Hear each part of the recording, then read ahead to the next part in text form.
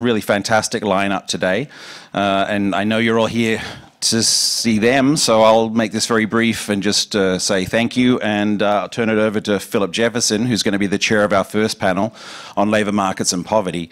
Philip has a new book coming out, Poverty, A Short Introduction, that I understand is going to be released in September, so I encourage you all to look for that too. Philip, take it away. Thank you so much. Our ground rules for today on this panel on labor markets and poverty is for each panelist to have about, we can probably say 30 minutes or so now, because I think we're down one panelist. So that allows everyone to have a little more time.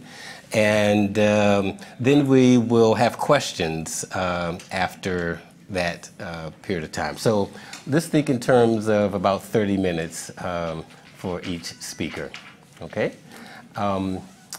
In terms of who should go first, let's just go with the order on the program. Catherine? I'll come. I'm never sure about whether I should go stand behind the podium. Let me see how tall it is. Oh, you know what? I think I'll stand over here, if that's okay. So what I want to talk about today is a paper that I wrote recently with my colleague at the University of Maryland, Melissa Carney. The topic of interest to us was trying to understand why it is that the U.S. employment to population ratio has been falling in recent years. So is this the clicker? Yep. Hit the green button. The green button, okay. Great, okay. So the goal of our paper was to undertake a systematic review of what the evidence has to tell us about the various factors that have been responsible for the decline in the U.S. employment to population ratio. We've seen pretty significant declines in labor force participation since about 2000. In 2000, the employment to population ratio for adults age 16 and over was 64.3%, sorry, in 1999. By 2016, that had fallen to 59.7%, a decline of 4.5 percentage points, which by historical standards is quite a large decline. The first thing that I'd like to talk about that we do in the paper is to try to decompose that decline into what can be explained by changes in demographics and what's being driven by within-group changes in participation. Population aging has obviously been important. And you sometimes hear people say things like most of the decline in participation in recent years can be explained by population aging, but I think that's a little bit misleading in that there also have been very significant declines in participation among adults age 16 up to about age 54, which is then partially offset by increases in participation among people at older ages. So that the contribution of within-group declines in participation among those up through their mid-50s has been, in fact, larger than the contribution of population aging.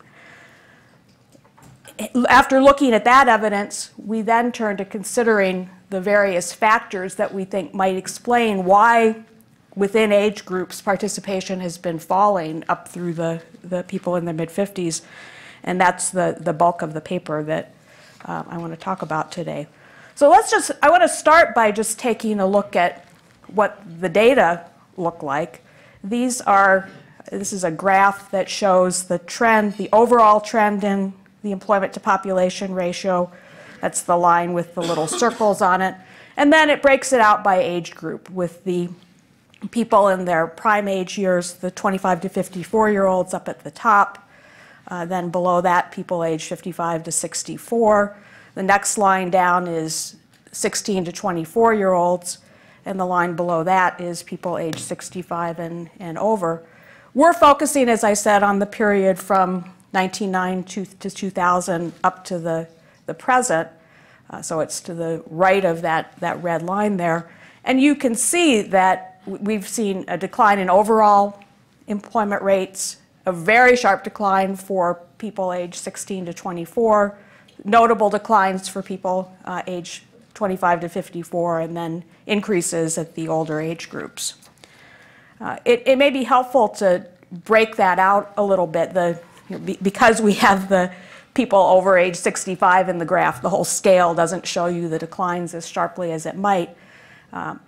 If you just look at how the employment to population ratio has changed, first broken out by age groups, you can see overall, and also for men and for women, declines in the young adults, the prime age adults. If you further break the data out by people's schooling status, if you look at people aged 16 to 24, you can see that the declines have been biggest for people who are in that age range who are in school. I'm not entirely sure how to think about that. It could be a good thing that those people in school are less likely to be working. It could mean that they're more focused on their studies. It could be that it's something about labor market conditions that are leading more of them to be in school, but that's where the declines have been sharpest. And then if you look at people aged 25 to 54, you can see where the declines have been largest. A little bit surprisingly, perhaps, it's not the people who are high school dropouts who have experienced the sharpest declines in employment rates over this period. Partly that's because they were doing so poorly even before that. Where over this period employment declines have been sharpest is among people with a high school education or some college. So that's the basic facts here. We've gone a little bit further to try to decompose the overall decline in the employment to population ratio into different pieces. How much of it is related, and we've written out an expression here. This is just a standard decomposition. The first, where we've allowed for changes in the shares of different groups in the population, changes in the within group employment rates, and then an interaction effect. So this term that's circled in red here is the term that's capturing the part of the change in the overall employment rate that's due to changes in the shares of different groups in the population. So if you have employment shifting towards groups that have lower employment rates, the overall rate's going to fall. This term is the term that captures the contribution of changes within groups in their employment rates. So if you held the share of the different groups constant and then looked at the within group changes and add those up, that's what that is. And some of what I'm going to show you, I'm going to break this out into the part that's related to what's happening to people up through age 54 and then what's happening to older people. And then finally, there's an interaction term. So if, as has been the case, we've seen shifts in the share of employment towards older age groups whose employment rates have been rising, that's going to tend to boost the overall employment rate. So this is just a simple way to decompose what's happening to the overall employment to population ratio. The simplest way to break these groups out is just by age group. So the first decomposition that we've done takes a look at breaking the population into essentially 5-year age groups and then asking how much of the overall decline in employment to population ratio is related to shifts across those age groups and how much to other things. When we do the decomposition that way, we find that relative to the overall decline of about 4.5 percentage points, we can explain in an accounting sense 3.1 percentage points of that just by population aging. Then we look at how much we can explain by changes in employment rates within age groups. And I've separated that out into the up to 54s and the 55s and olders. It turns out that declines in employment among those age 16 to 54 have had an even bigger impact on the overall employment rate, producing, in an accounting sense, a 3.7 percentage point decline. That's offset by the boost to employment associated with rising employment among older adults, and also the boost to employment associated with the fact that we've seen population shifting towards groups whose employment rates are rising. So that's the conclusion that I take away from this is that the within-group changes in employment have been even more important than the shifts in the age distribution of the population. We can also, you might say, it's not appropriate just to look at what's happening to the age of the population. The population is also becoming more educated, and we know that people who are more educated are more likely to be employed, they're more likely to stay employed longer. So we might want to look at how the composition of the population is changing with respect to age, sex, and also education. We can do the same kind of decomposition, breaking the population out that way. It turns out when we do that, that changes in the distribution of the population across groups is a little bit less important. And the reason it's a little bit less important is because it's true that the population is becoming older, but those older people are also more educated, and we would expect them to be working more, so that the shifts in demographics that we've seen are a little bit less important in driving, in an accounting sense, again, the overall change in the employment to population ratio. We get the same kind of picture with respect to the contribution of within-group declines in employment. In fact, they're even a little bit more important. Given that the population is more educated, we would have expected, within any given age group, employment rates overall for that age group to be higher. And the fact that they're not means that we're attributing more to within-group declines in employment. In fact, we can explain about a 4.1 percentage point decline in employment just by looking at the within-group declines for those up to age 54. Most of that is concentrated among 16 to 24-year-olds who are in school, whose employment rates have plummeted, and among 25 to 54-year-olds with high school or some college. And then finally, there's an interaction, there's an offsetting effect of rising employment among those at older ages and an interaction term. So I guess the conclusion that I take away from all of this is that we have seen really significant declines in employment among those aged 16 to 24, among those aged 25 to 54, and we would like to understand what it is that's driving those declines. There's a number of different approaches that people have taken to trying to get at this question.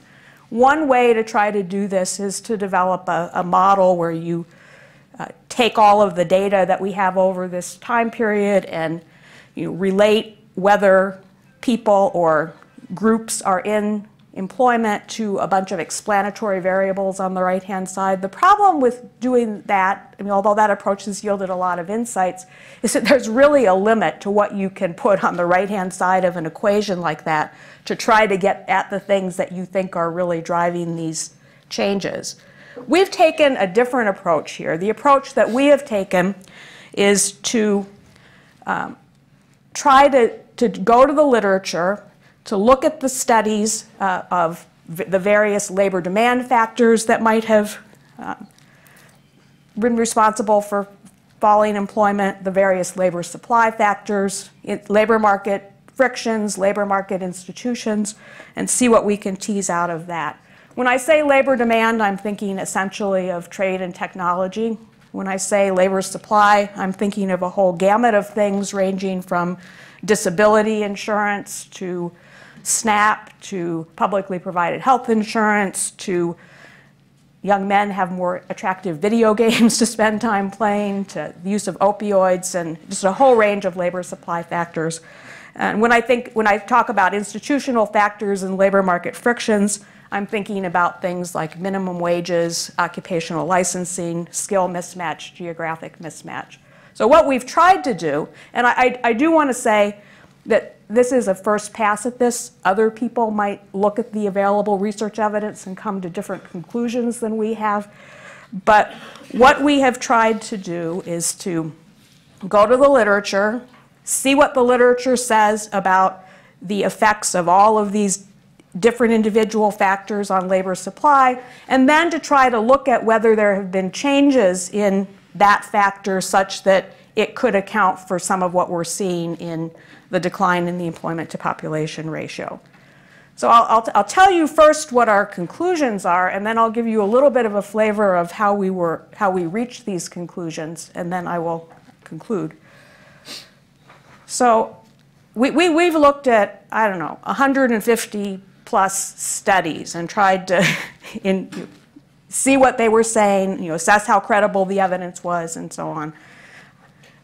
Based on reading all of this evidence, the two things that it seems to us the evidence suggests have been most important, or at least the two things where we have hard evidence of the most important effects, are growth in imports from China and the adoption of industrial robots, which we think together account for something like 1.6 percentage points of this overall decline. We looked at there's evidence that disability benefits, the growth in access to disability benefits has played some role. We're a little less sure about minimum wages. There's, as you well know, I'm sure, a lot of disagreement in the literature about the role that minimum wages have played. Our best assessment is that it's been a modestly important factor.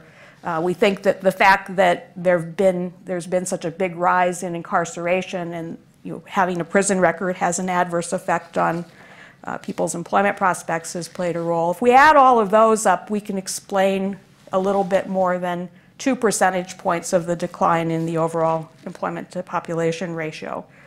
There's a lot of factors that you hear people talking about as potential factors in explaining low employment rates in the US that we end up concluding just can't have been very important, either because there isn't any evidence that whatever it is actually has much effect on employment, or because there's been nothing that's changed in a direction that would have made its effect larger over time. We don't think that food stamps could have been very important. We don't think that the expansion of access to public health insurance over this whole period could have been very important. People sometimes talk about rising spousal employment as a factor, but if you look at men in particular who are out of the labor force, as a nice report by the Council of Economic Advisors pointed out, those men are actually less likely to have working spouses than in the past.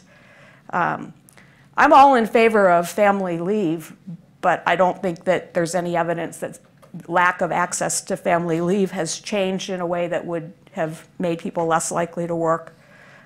We spent a lot of time looking at the literature on the effects of immigration, and again, that's a very controversial area, but our conclusion is that that just can't have been very important in explaining declines in employment. And then there's a set of things where we just wish the evidence was better. Changes in the options for leisure, social norms with respect to work. It's possible that that's had an effect. It's hard for us to tell. There's conflicting results with respect to whether increase in access to opioids has been a driver of declining employment rates. There's not a lot of evidence that child care costs have risen, but it is possible that with increases in income inequality, that people at the bottom of the income distribution are finding it harder to pay for child care, and issues related to scheduling of work that, if you don't know your schedule in advance and it's not regular, it may be hard for you to line up child care. That could be a factor. Occupational licensing, I suspect we'll hear more about that later. I think the evidence on its effect on employment rates over this period is unclear. And then there's issues related to skill mismatch and geographic mismatch in where the people are and where the jobs are that, again, we just don't have the evidence that we'd like.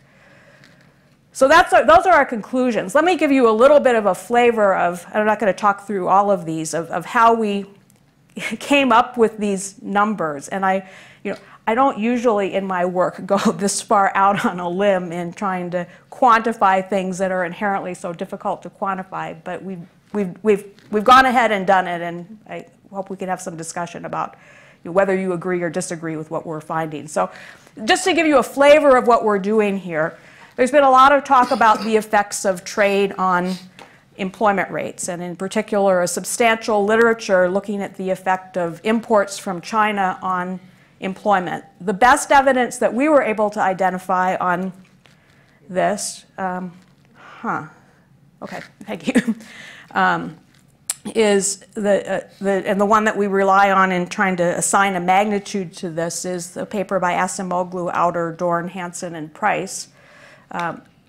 It's a nice paper in that they have a pretty clean identification strategy, a way to quantify this impact. They're looking at, in local labor markets, at the effect of exposure to imports from China.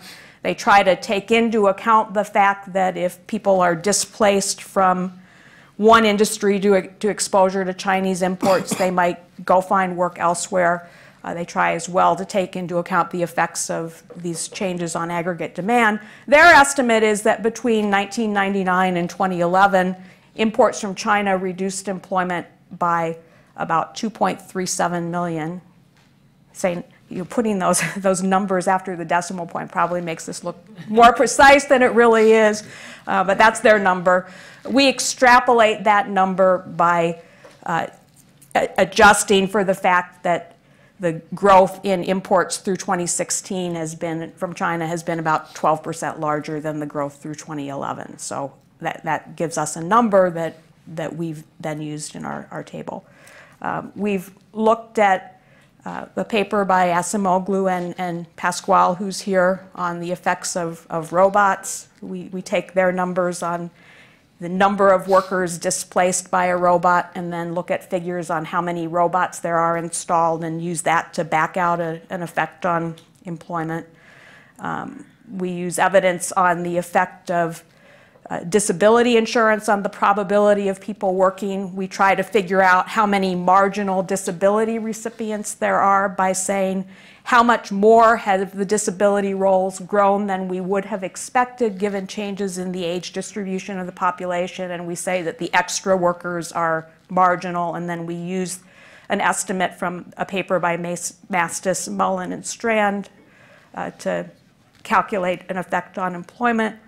As I said, I'm not going to go through all of this discussion, but essentially what we're doing is we're taking the best evidence that we could find in the literature of the impact of these factors, and we were only doing this for factors where we thought that there was something that really gave us a good, well-identified estimate, and then looking at how much that factor has changed over the period we're interested in, and backing out from that an estimated impact on employment. I hope you have the sense both that we tried to be very careful and that this is really in many ways very back of the envelope. But it's our best estimate. So we think we can explain with these factors quite a bit of what's gone on with the decline in the employment to population ratio.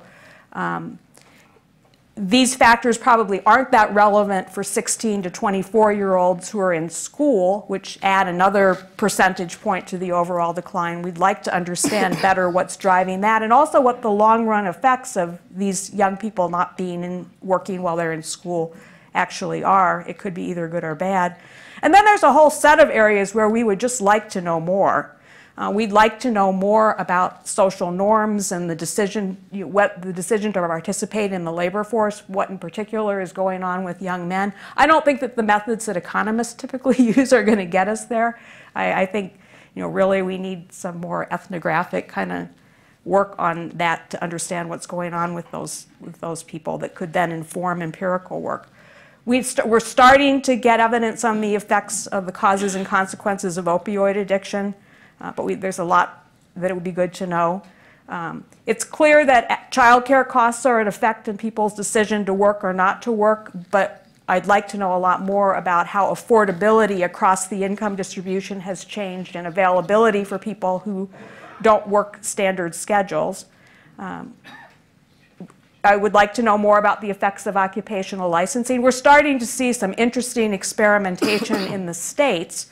And then there was also this initiative undertaken during the Obama years to ease licensing requirements for military spouses that may give us some leverage for sorting this out. Skill mismatch has been very hard to try to study. we don't have good data from official statistics on, we know something about people's qualifications and their prior occupations. We don't know anything from official statistics about the kinds of jobs that employers are trying to recruit for. But there's a lot of new data, new big data that might be helpful for getting at this. Geographic mismatch in worker mobility is something that I think we'd like to know more about. And then we'd like to know more about the interactions among these different factors. The effects of robots on employment may be very different in an economy that's dynamic and diverse than in an economy that's very reliant on employment in a smaller set of industries. So this, I've just laid out Melissa's and my research agenda for the next 5 to 10 years here. Though I hope obviously other people will be working on some of these things too. So just to sum up very briefly, the first point that I hope I've convinced you of is that these within-group declines in employment have been a big part of why we've seen employment falling, that it's really not just that the workforce is getting older and therefore something that we don't need to be that concerned about. Our read of the evidence is that trade and technology have played a big role in this, that disability insurance, minimum wages, the increasing rates of incarceration have been important but considerably less important. We don't see any real evidence that other than disability benefits that social insurance programs have been important in depressing employment rates over this period. We also don't see any reason to conclude that immigration has been an important factor. But then there's a lot of things that we'd like to know more about. So thank you.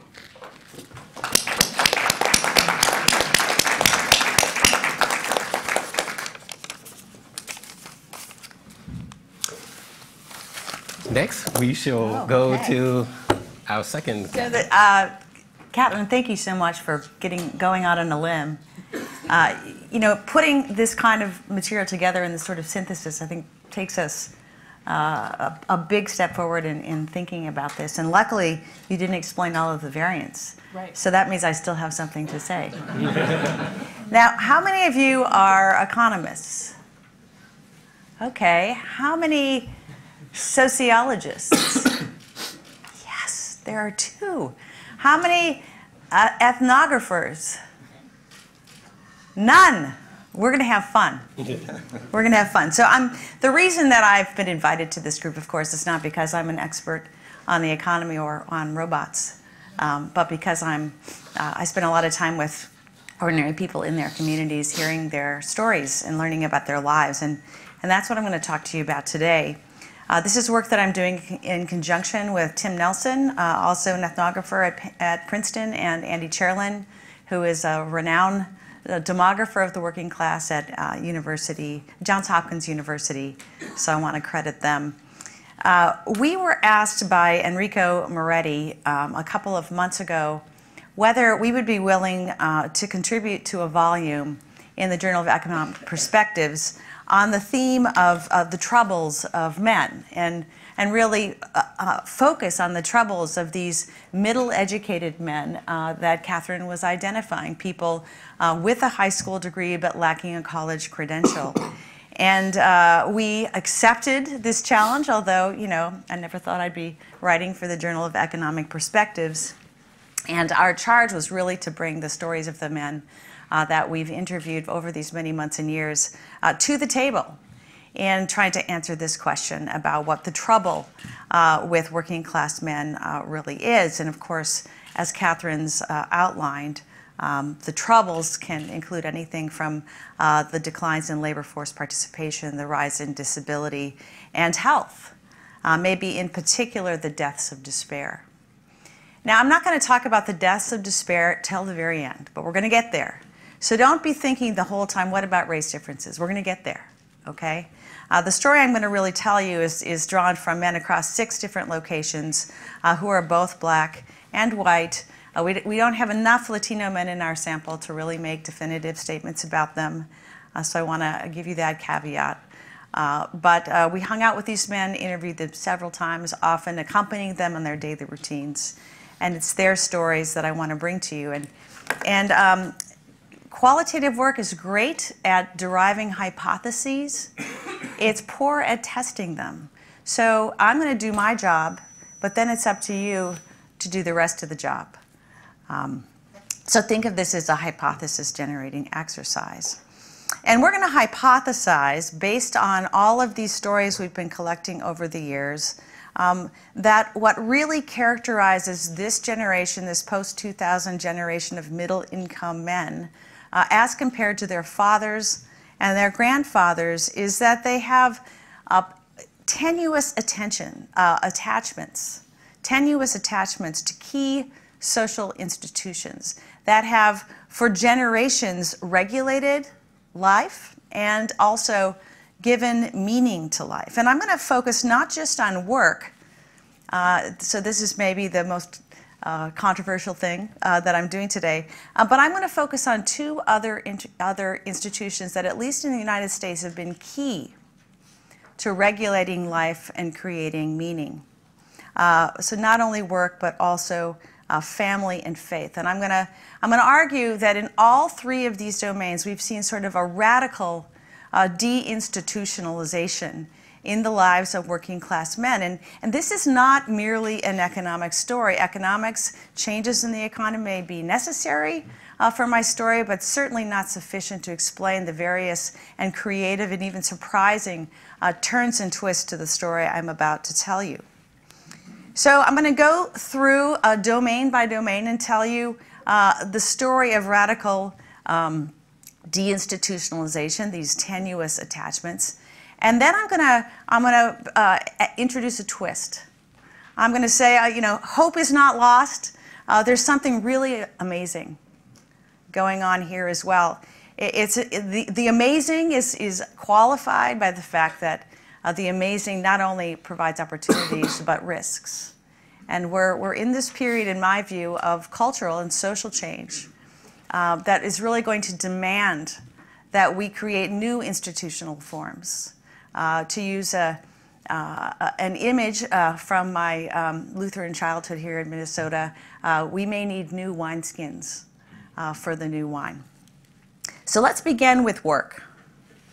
Now, if you're a student of ethnography, I just had dinner with Angus Deaton and Ann Case the other night, two economists at Princeton. They have read every ethnography, I think, that has ever been written. It's just absolutely amazing. But if you're a student of ethnography, which I would encourage you all to do, you may know that many years ago, maybe 25 years ago, Michelle Lamont, a sociologist at Harvard, wrote a book about what can be thought of as the fathers of the men I'm going to tell you about. And that book was called The Dignity of Working Men.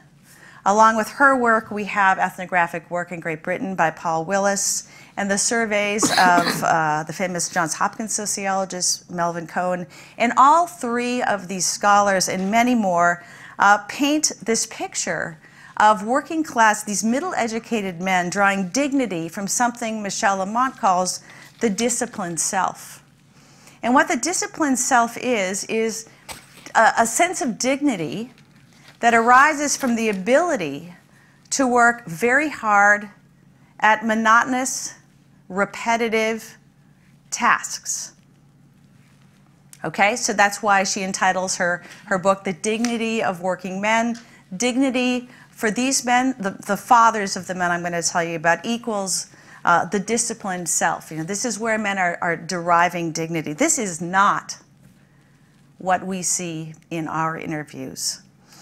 Fascinatingly, the question of who am I, right? This is a central question that all young people, especially in the transition to adulthood, must answer.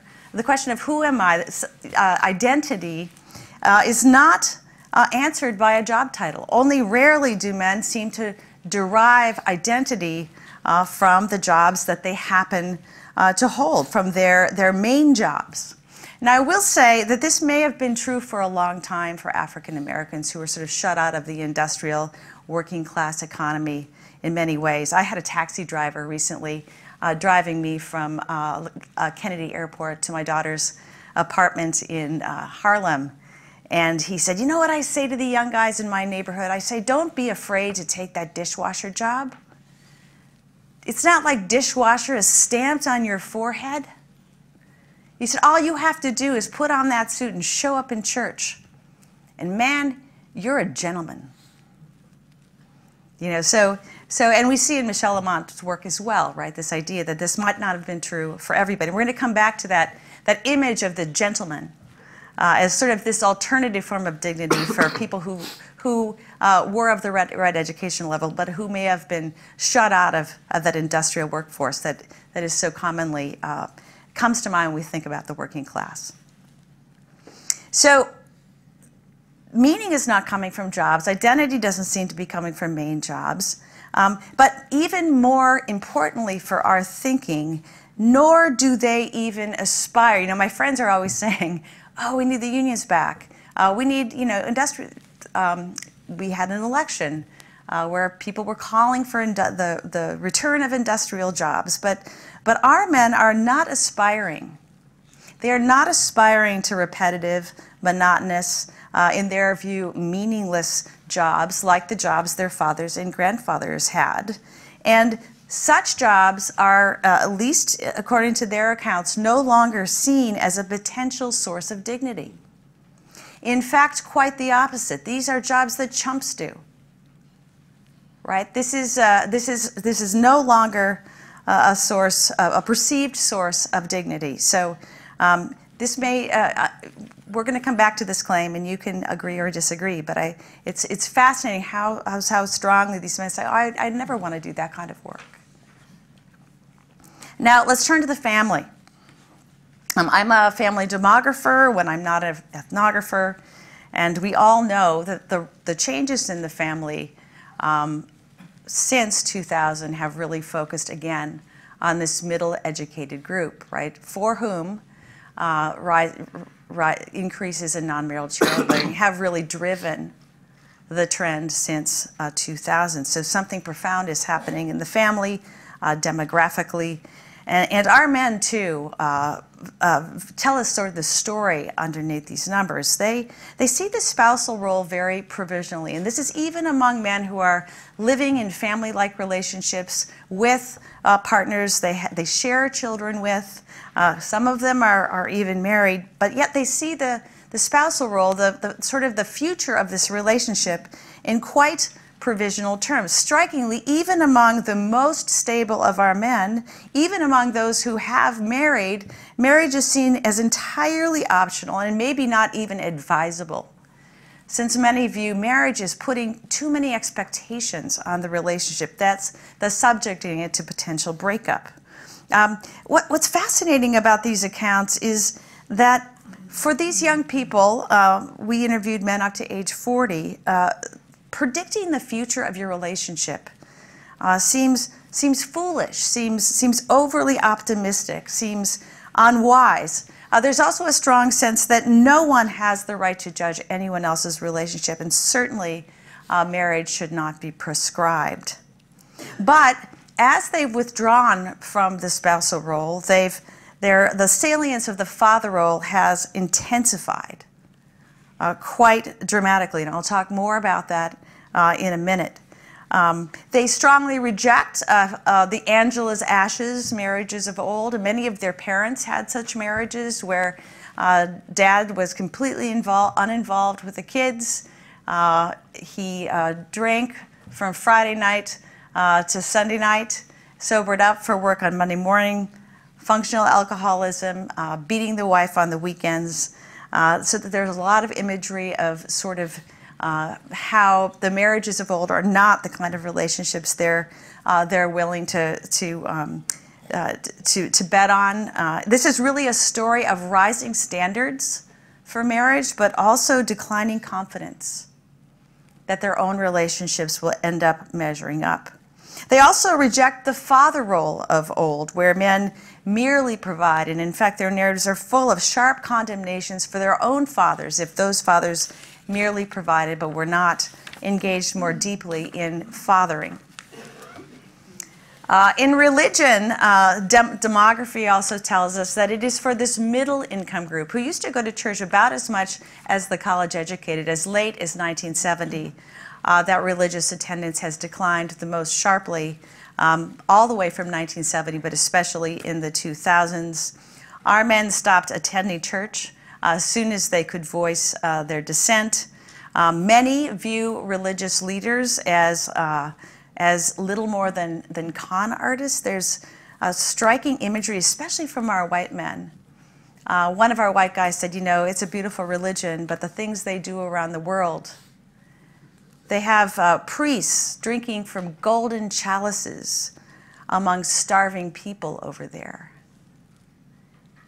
So there's just this idea that the religion is just deeply corrupt. And in fact, most, and especially the whites, really outright reject organized religion.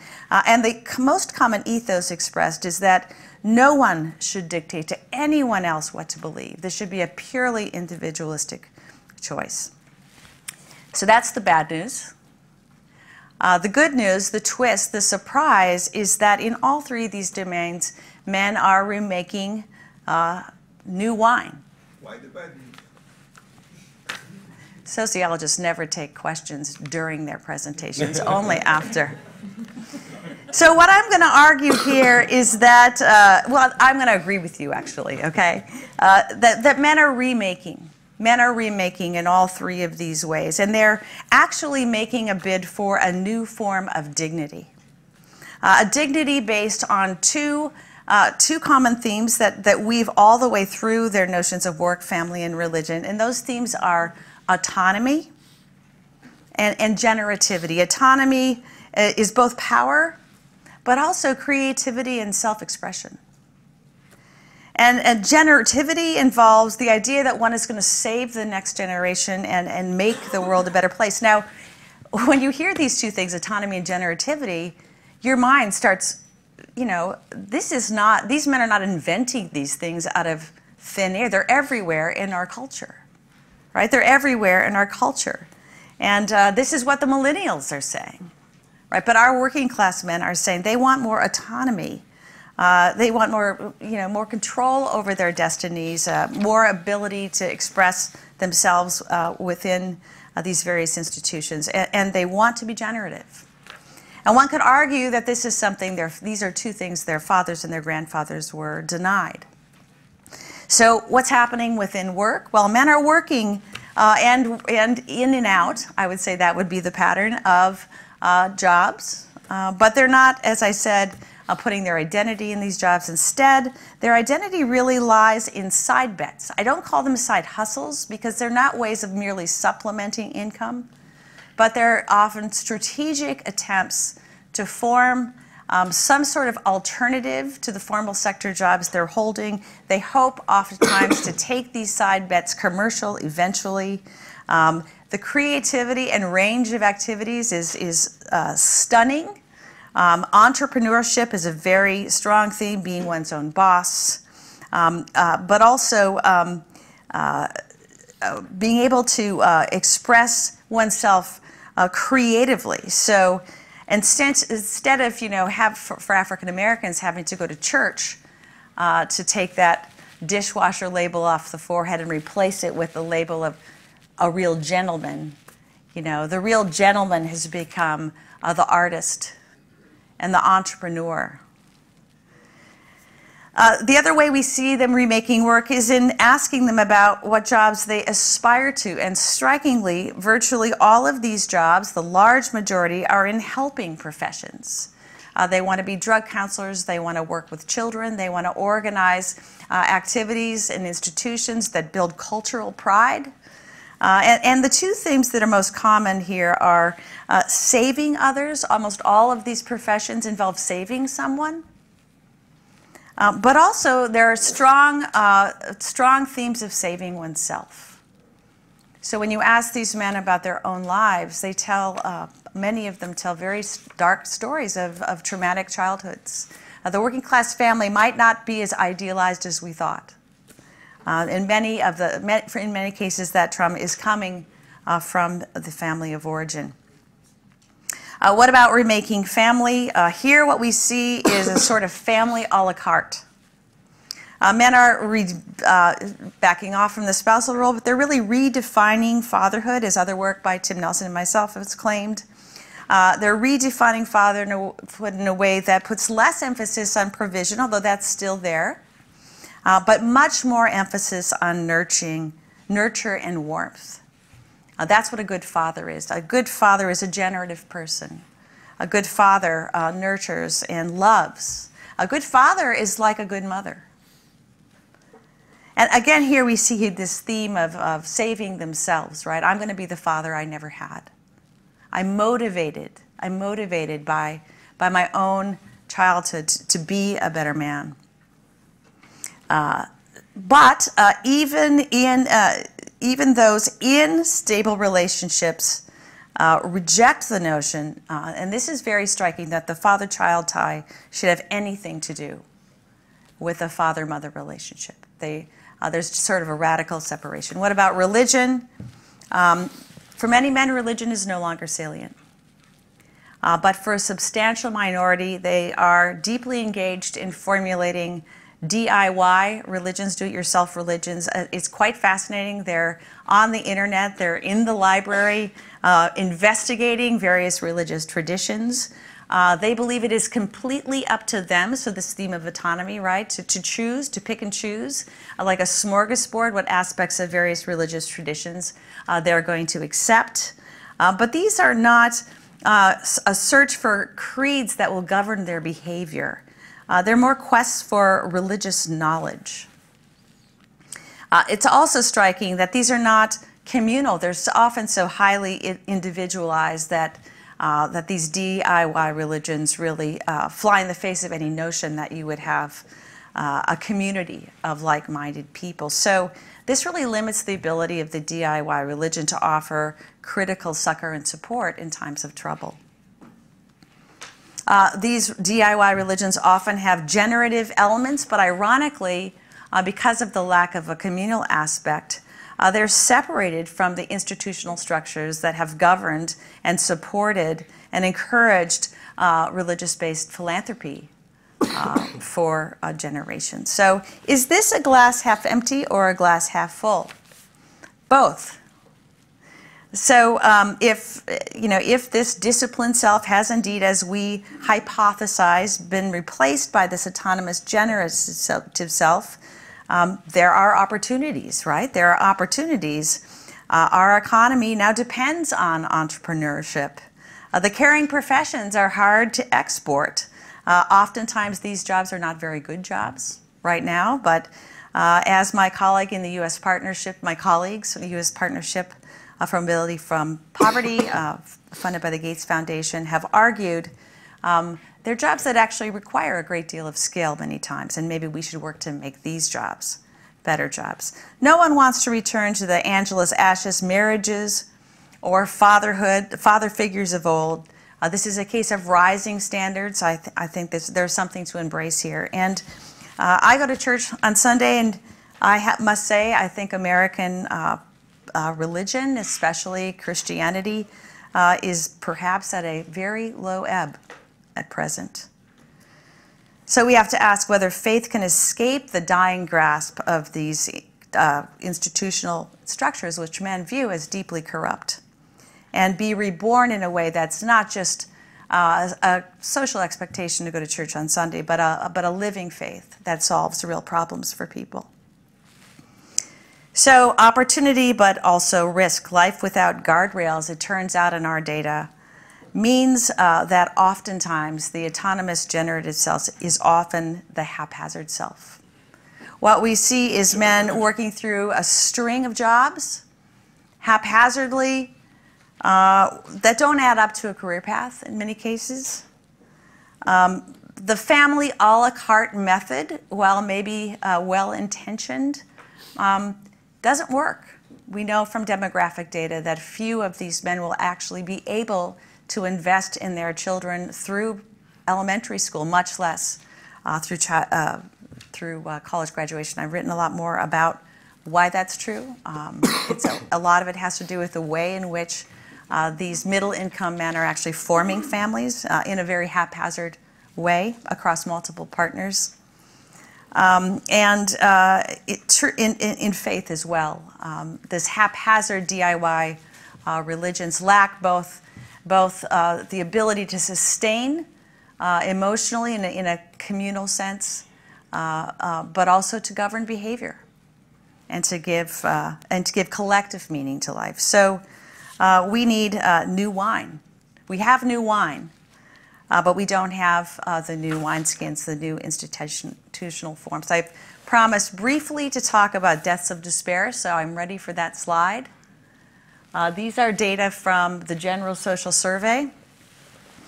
What we argue here is that that race differences in the deaths of despair could potentially be traced to how men are feeling about their prospects relative to those of their fathers.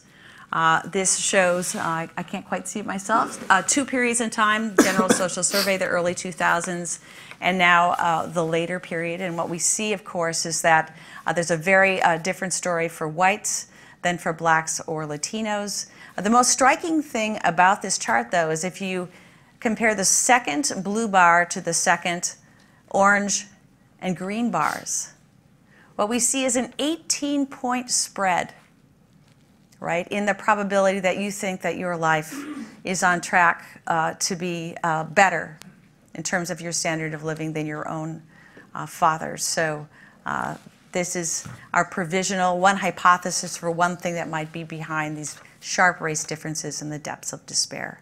But I want to end by reading from a quote from Emile Durkheim, because society has faced this kind of challenge before. Of the shift from a mechanical to organic solidarity we saw more than a century ago, the French sociologist Emile Durkheim wrote, "It has been rightly stated that morality is in the throes of an appalling crisis. The remedy for the ill is nevertheless not to seek to revise traditions and practices that no longer correspond to present-day social conditions. Rather, a new, revised form of morality will take hold once new institutions have become established and consolidated in the near future." Thank you.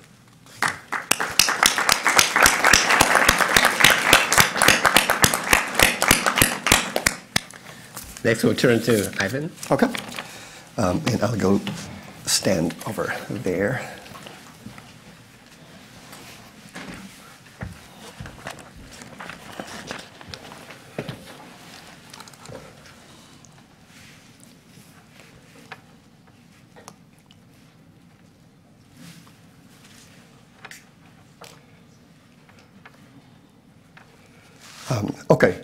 So thank you very much for including us in the program. This is joint work with Tomasz Steiner, Tyler Radler, and David Ratner.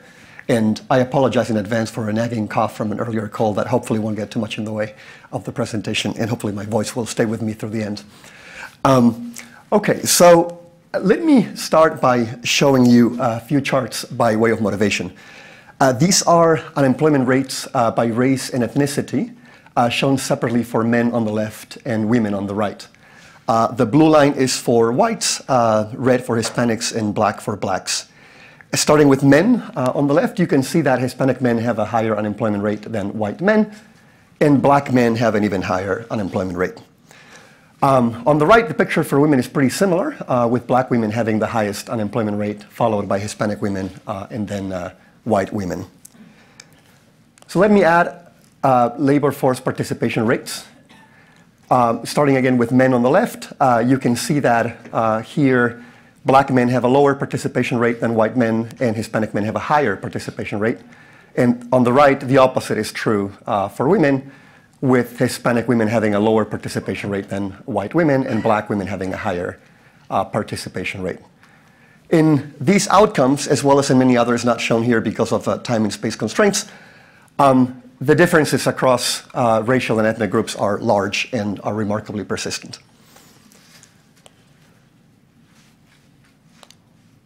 So what do we do in this paper? We examine racial and ethnic disparities in a number of key labor market outcomes, and we do this separately for men and women.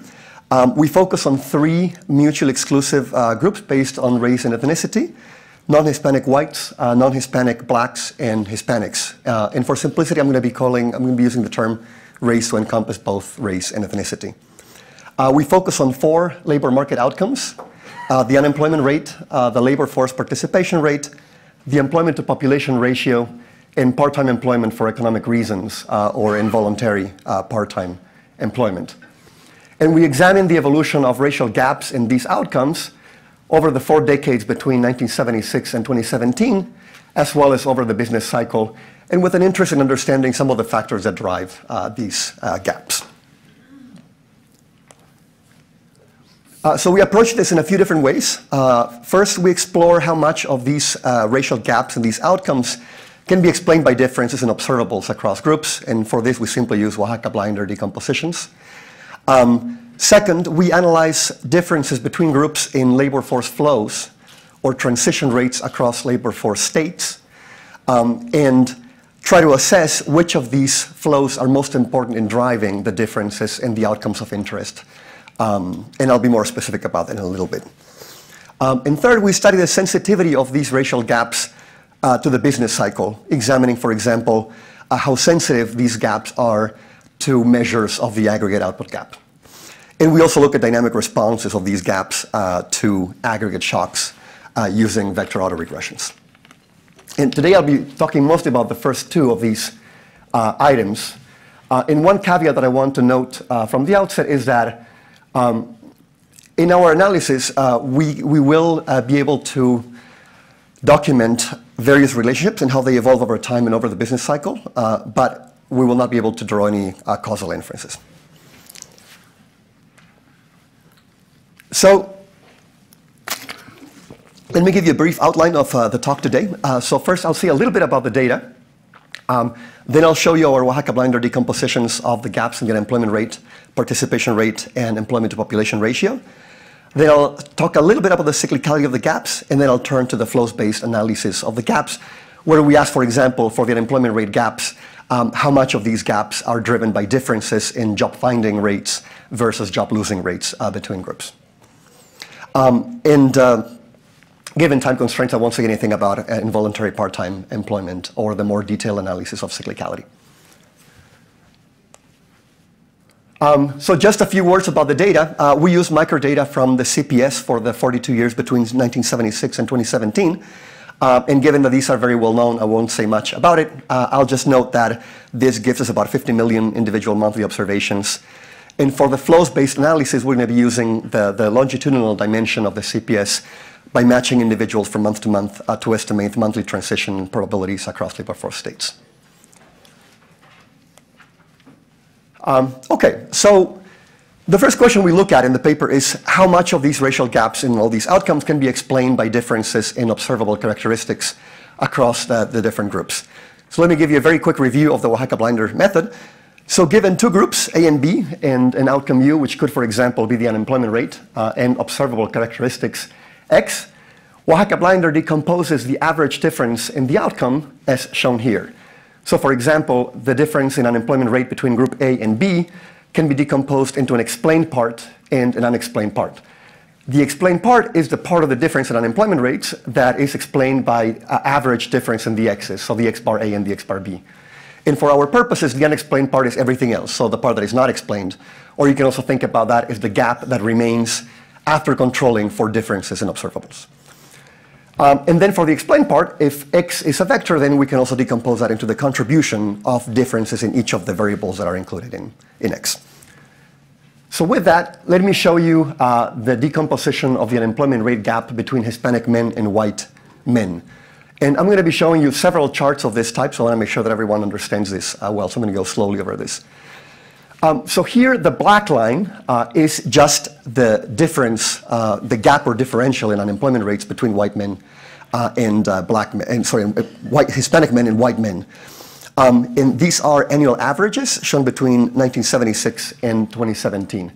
So for example, the last data point here, which corresponds to 2017, is 1 percentage point, which means that last year on average, Hispanic men had an unemployment rate that was about 1 percentage point higher than white men. So we're going to use Oaxaca blinder to decompose this into the contributions of a number of observables. which are noted up there. These include differences in age, education, state of residence, and marital status. And then the unexplained component is going to be shown in blue. So looking now at the decomposition of the gap, you can see by looking at the large green area that a lot of this gap can be explained by differences in education between the two groups. That is, Hispanic men tend to obtain less education on average than white men, and that differential is large enough to explain a lot of this difference. The other observables here don't explain very much, and if you look at the last few years, difference in education are actually able to explain pretty much the entire difference. The blue area shows that the unexplained component has been declining over time and is basically zero in the most recent years. So let me add now at the bottom the same decomposition for the black-white male gap.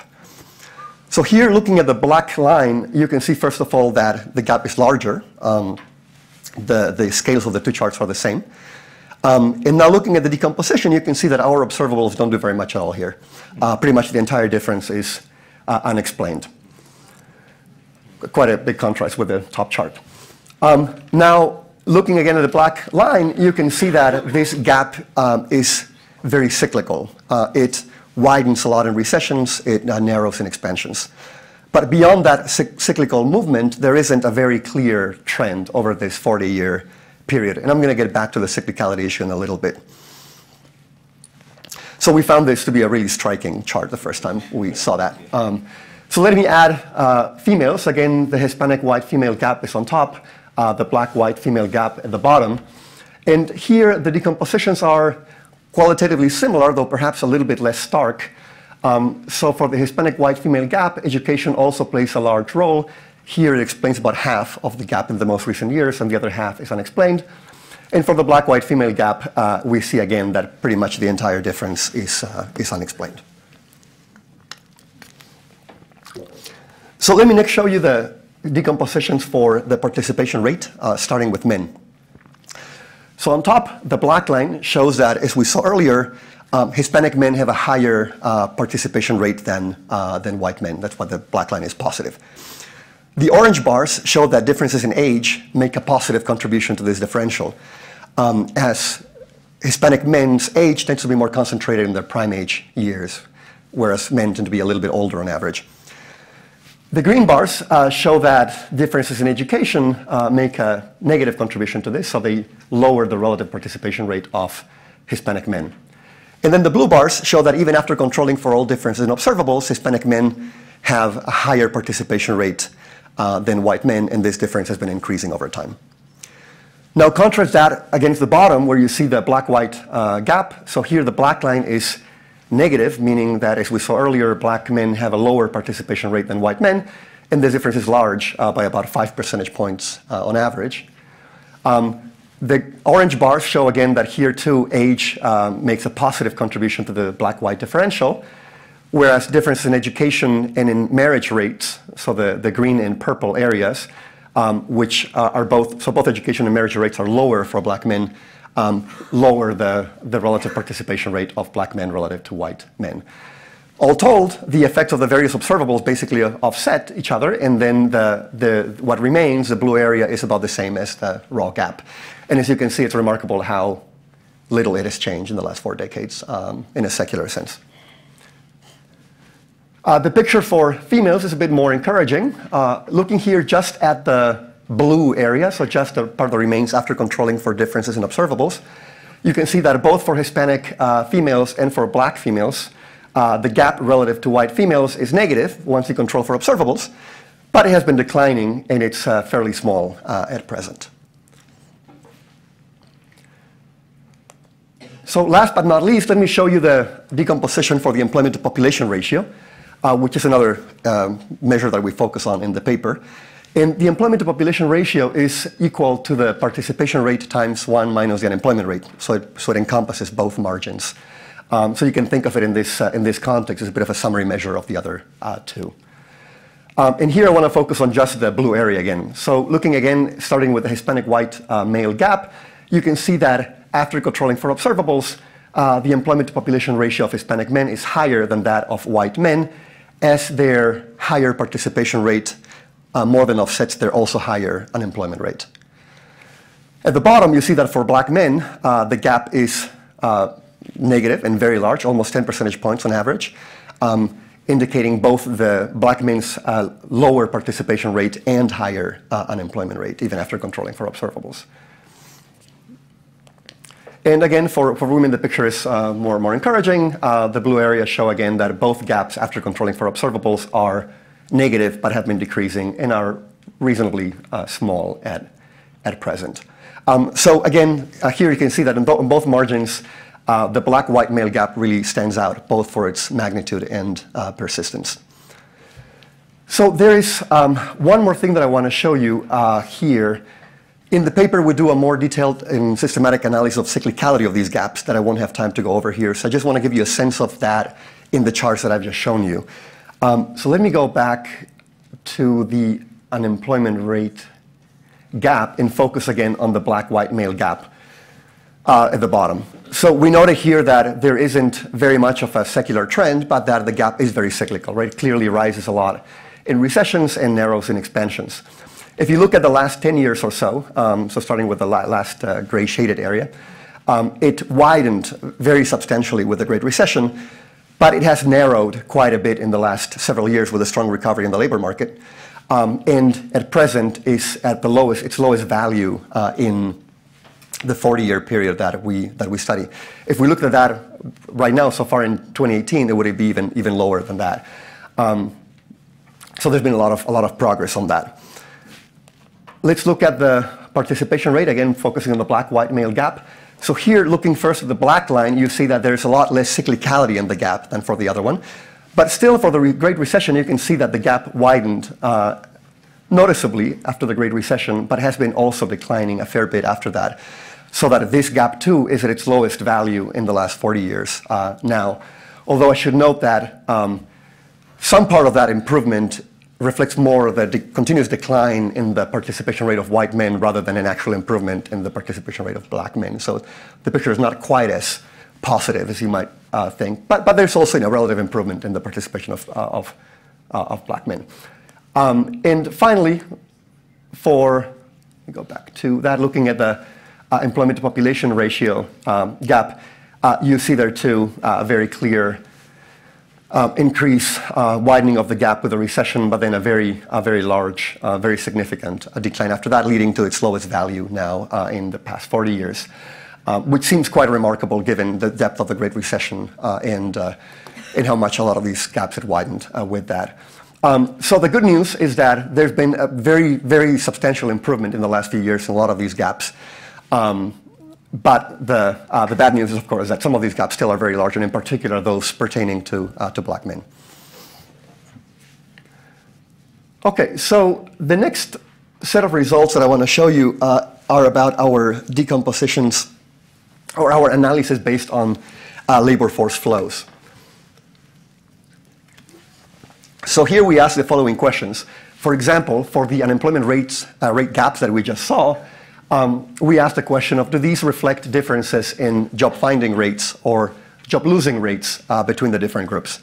And this is potentially important because much of the discussion in the discrimination literature that looks at employment has focused on differences in hiring, so on job finding rates. But as it turns out, we find the exact opposite, that it's really differences in job losing rates that lead to difference between groups. It's difference in the risk of job loss that create these gaps, and also, as I'll show you, create also the cyclicality in these gaps. And similarly, for the labor force participation rate, we ask the question of, do these gaps reflect differences in labor force entry or exit rates between groups? So the way we do this is the following. So let E denote employment, U unemployment, and N non-participation. And as Abraham and Scheimer and others have shown, the unemployment rate can be expressed as a function of the flows or transition rates across these three labor force states. So for example, EU is the monthly transition rate between employment and unemployment. UE is the monthly transition rate between unemployment and employment, and similarly for the other states. And so we can use this result to decompose these unemployment rate gaps into parts that reflect differences between groups in each of these transition rates. So I'll spare you the technical details which are provided in the paper, and let me show you the resulting decompositions. And I'll just focus on men here to save time. So above we have again the Hispanic-White male gap, and below the Black-White male gap. These charts start in '94, go through 2017 as well. And starting with the top chart, here the black line is the same one as before. So it's just the unemployment rate gap or differential between the two groups. But here, the color areas have nothing to do with observables. Rather, here they are the contributions of differences between groups in each of those transition rates. So for example, the UE, the blue area, is the unemployment to employment transition rate or job finding rate, whereas the EU is the employment to unemployment transition or job losing rate. And as you can see by looking at the decomposition, pretty much the entire gap in unemployment rates can be explained by differences between these two groups in the EU rate, so the job loss rate. And moreover, the entire cyclicality of the gap in unemployment rates is driven by this difference in job losing rates. So it's not that the relative rate at which blacks, and in this case Hispanic and whites, are hired varies over the business cycle. It's the rate at which they lose jobs. Where is out of the labor force into employment? Is that captured here? So there is there's the net NE, that's net movements from out of the labor force, which is non-participation, which is N to employment, and then NU is non-participation to unemployment. And they're relatively less important, so we are lumping them together into the net effect of those. If you look at the bottom, so for the black-white male gap, the result is a little bit less stark, but it's qualitatively similar.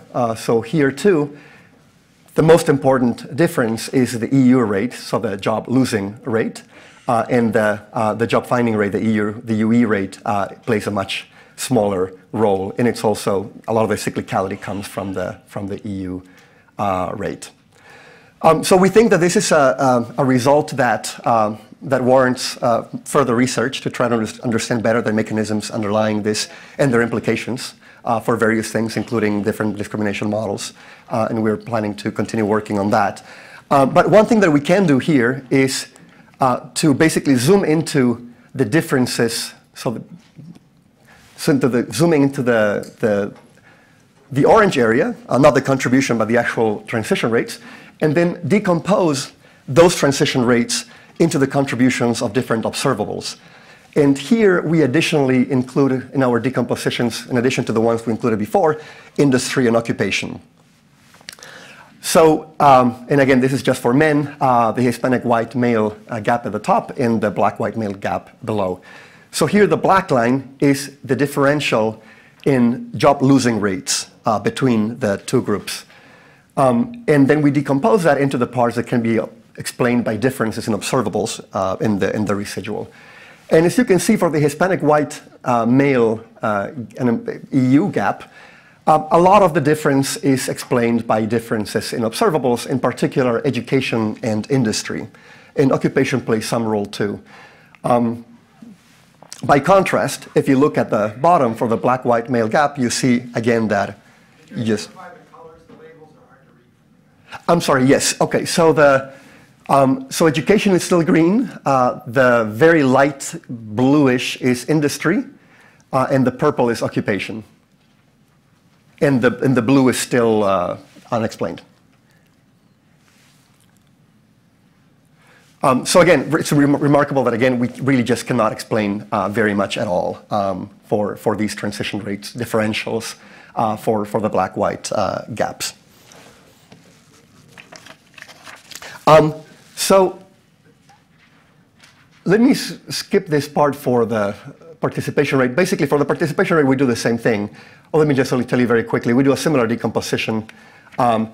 So here, focusing just at the bottom, the black-white male gap, so the black line here is the participation rate gap between black and white males, and we do a similar decomposition of contributions of the different transition rates, and we find that for the participation rate, what explains most of the difference is the difference in the E to N rate, so the movement from employment to non-participation, that's dropping out of the labor force, that black men drop out of the labor force at a much higher rate than white men, and that the persistence in that gap drives the difference in the actual stock of the participation rate.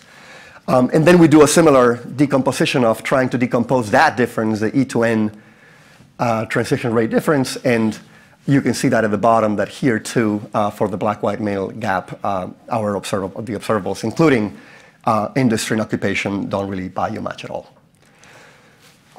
So let me conclude with just a brief discussion of the obvious question that arises from all this, which is what then is in the unexplained component, which we can't directly answer in this paper, and in fact a lot of the literature has been unable to answer.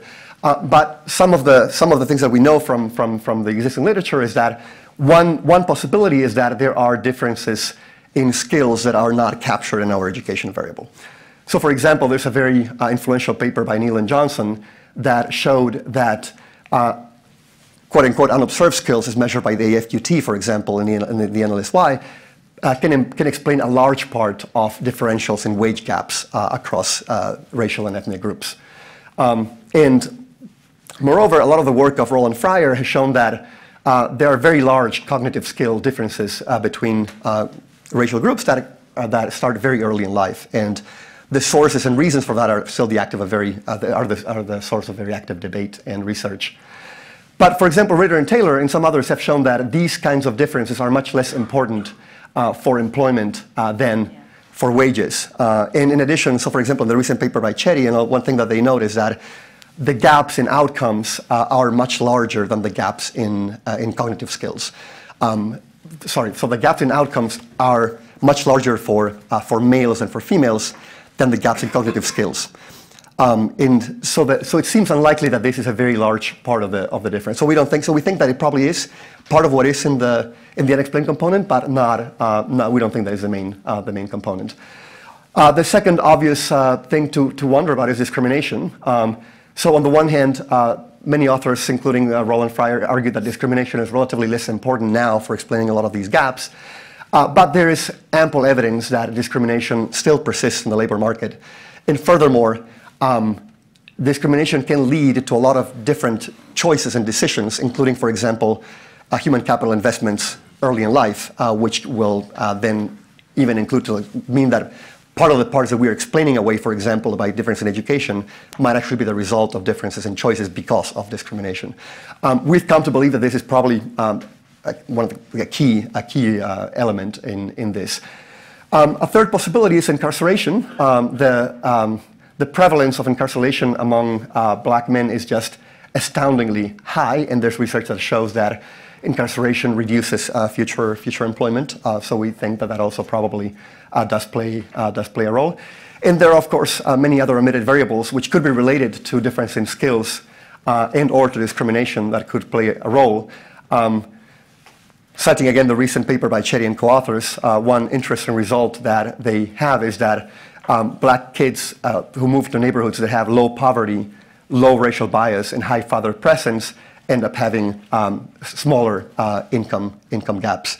And those are, in some sense, the only factors that they find that can actually explain some of that unexplained residual.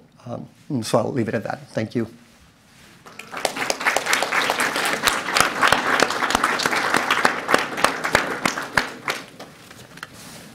So we have a lot of time for questions, and so I'll open the floor for questions now.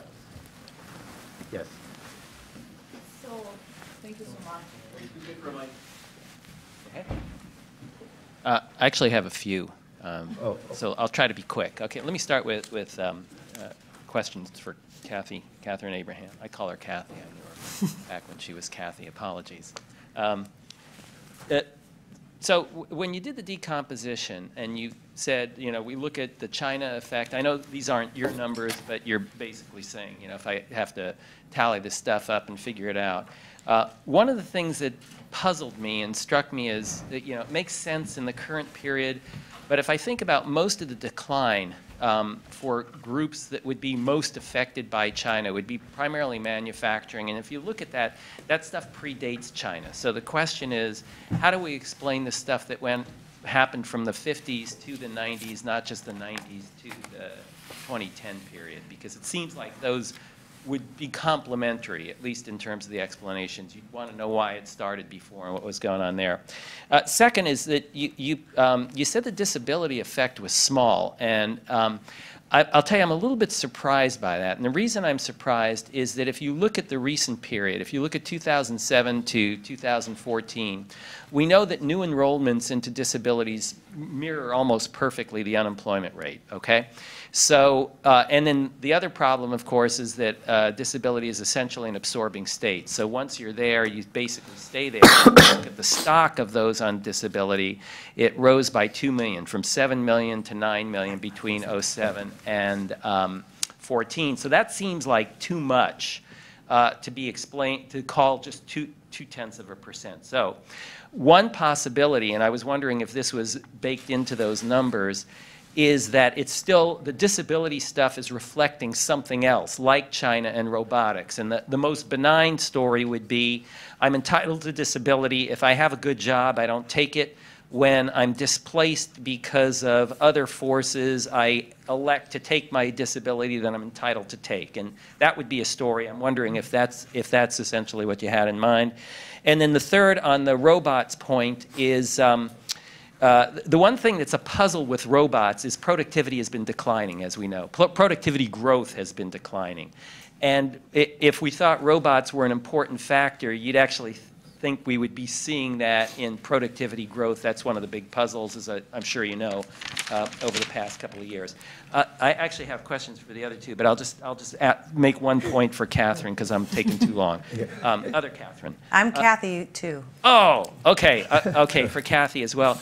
On your last slide, when you put down the numbers, one interpretation of that seems consistent, an objective interpretation, is essentially regression to the mean. So if you're looking at African Americans and Hispanics, because their parents were generally below the mean, they're going to come back, the whites are going to be more above the mean. So that doesn't necessarily say you're wrong, but I'm just saying that that's a confounding interpretation. Let me stop there and let other people talk. Yeah. Okay, Catherine. Okay, do I have a, okay, good, my mic's on. Thank you, Eddie, for those comments. And I agree with much of what you had to say. We, in terms of China and explaining long-term trends, as you know, we really are focused on the period since about 2000.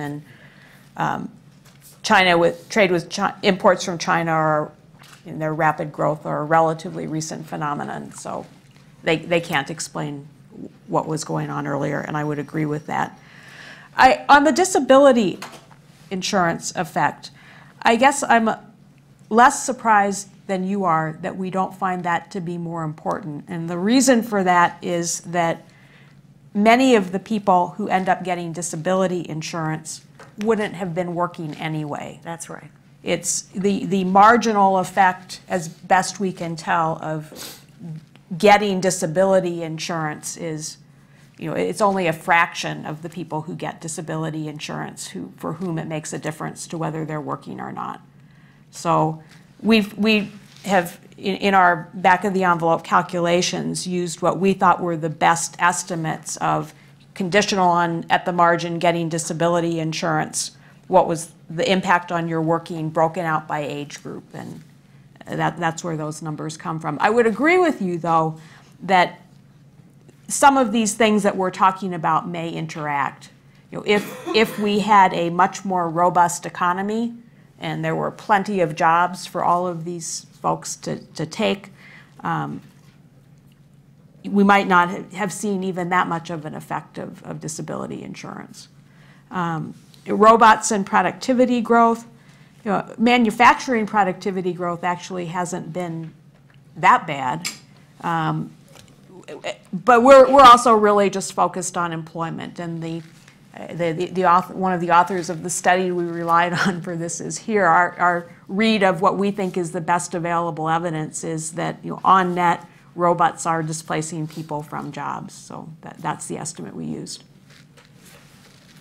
So it's a good idea. I think the way to look at your question is to look at a longer time series, but it is, what we were drawing on here is reference group theory. So if you took Introduction to Sociology, you learned about reference group theory. And this is the idea that groups really think they compare. It's who you compare yourself to, that influences how you feel about yourself and your own life prospects, and that's what the GSS item is trying to capture. And what gives me more confidence about these results is the amazing differences in the narratives across these racial and ethnic groups.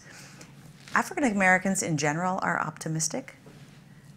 More optimistic than you would predict given their circumstances. They're more optimistic about marriage. It's absolutely fascinating, but the optimism in the sense that one is making progress is still evident in the narratives of our African American men, despite all of the horrendous challenges that they face.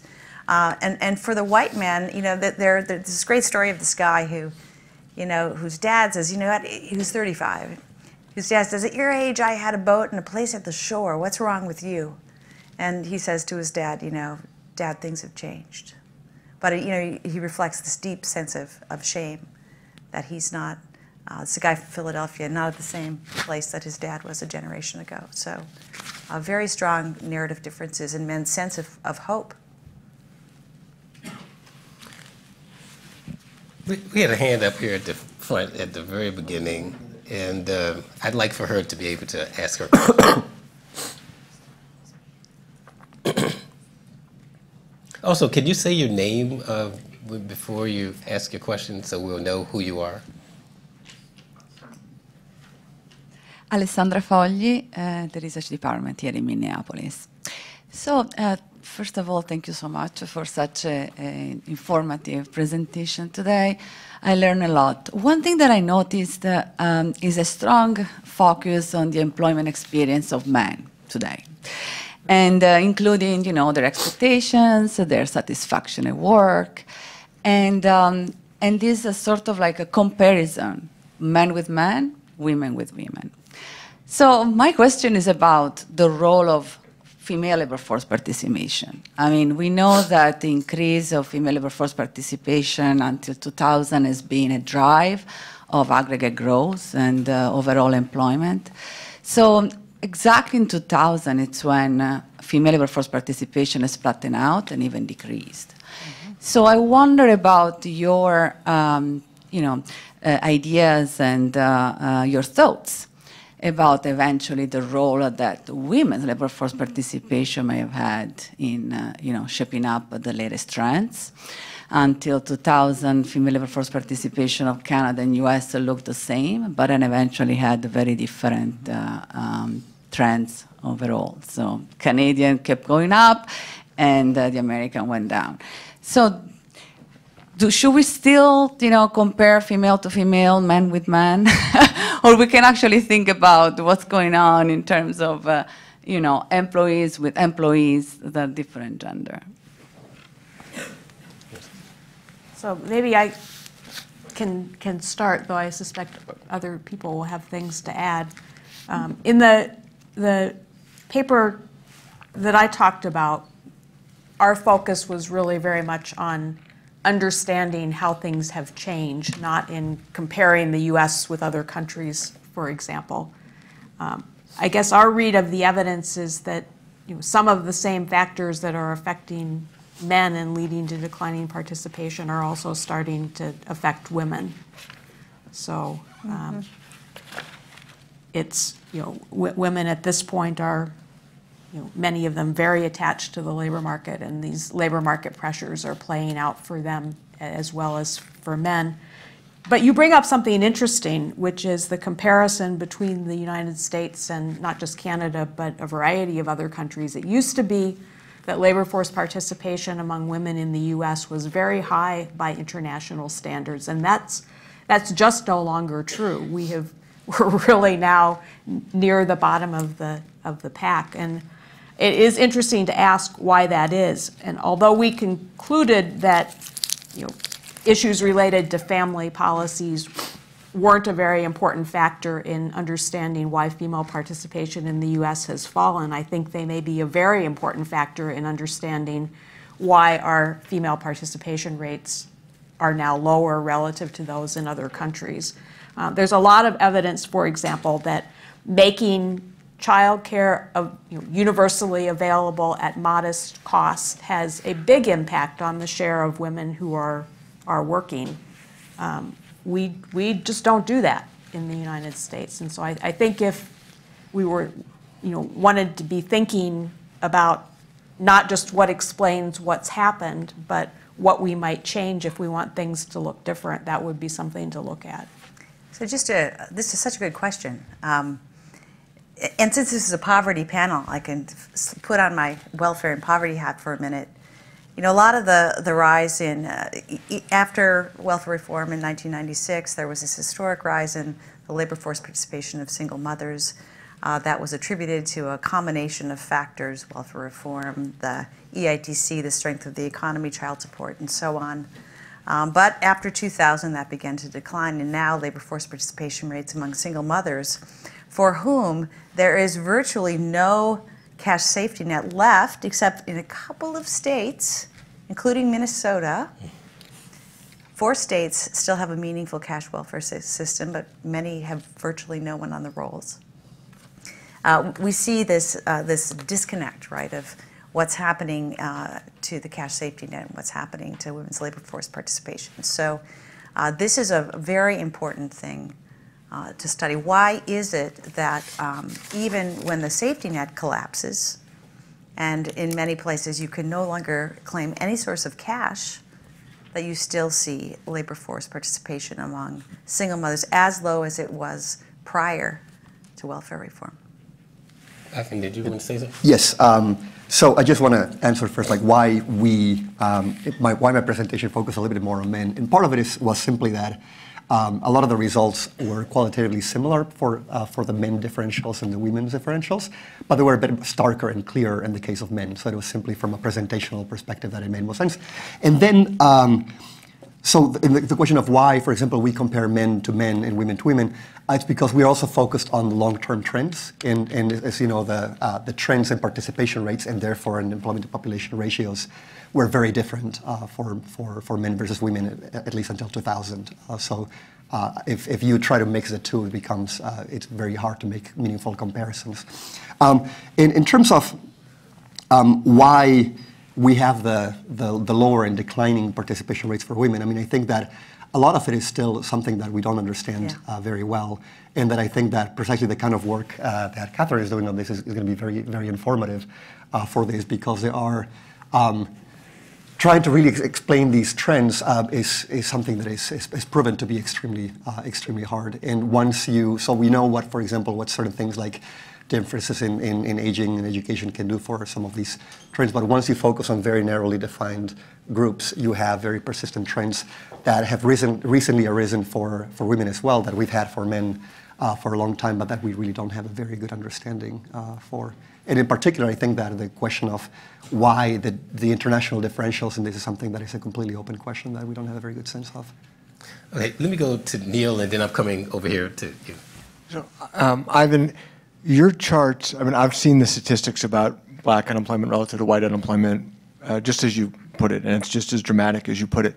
But it's funny, Kathy, you said something just now that sparked something. When I looked at that chart of African-American male unemployment and the unexplained gaps, one of my reactions was, wow, they're an optimistic group.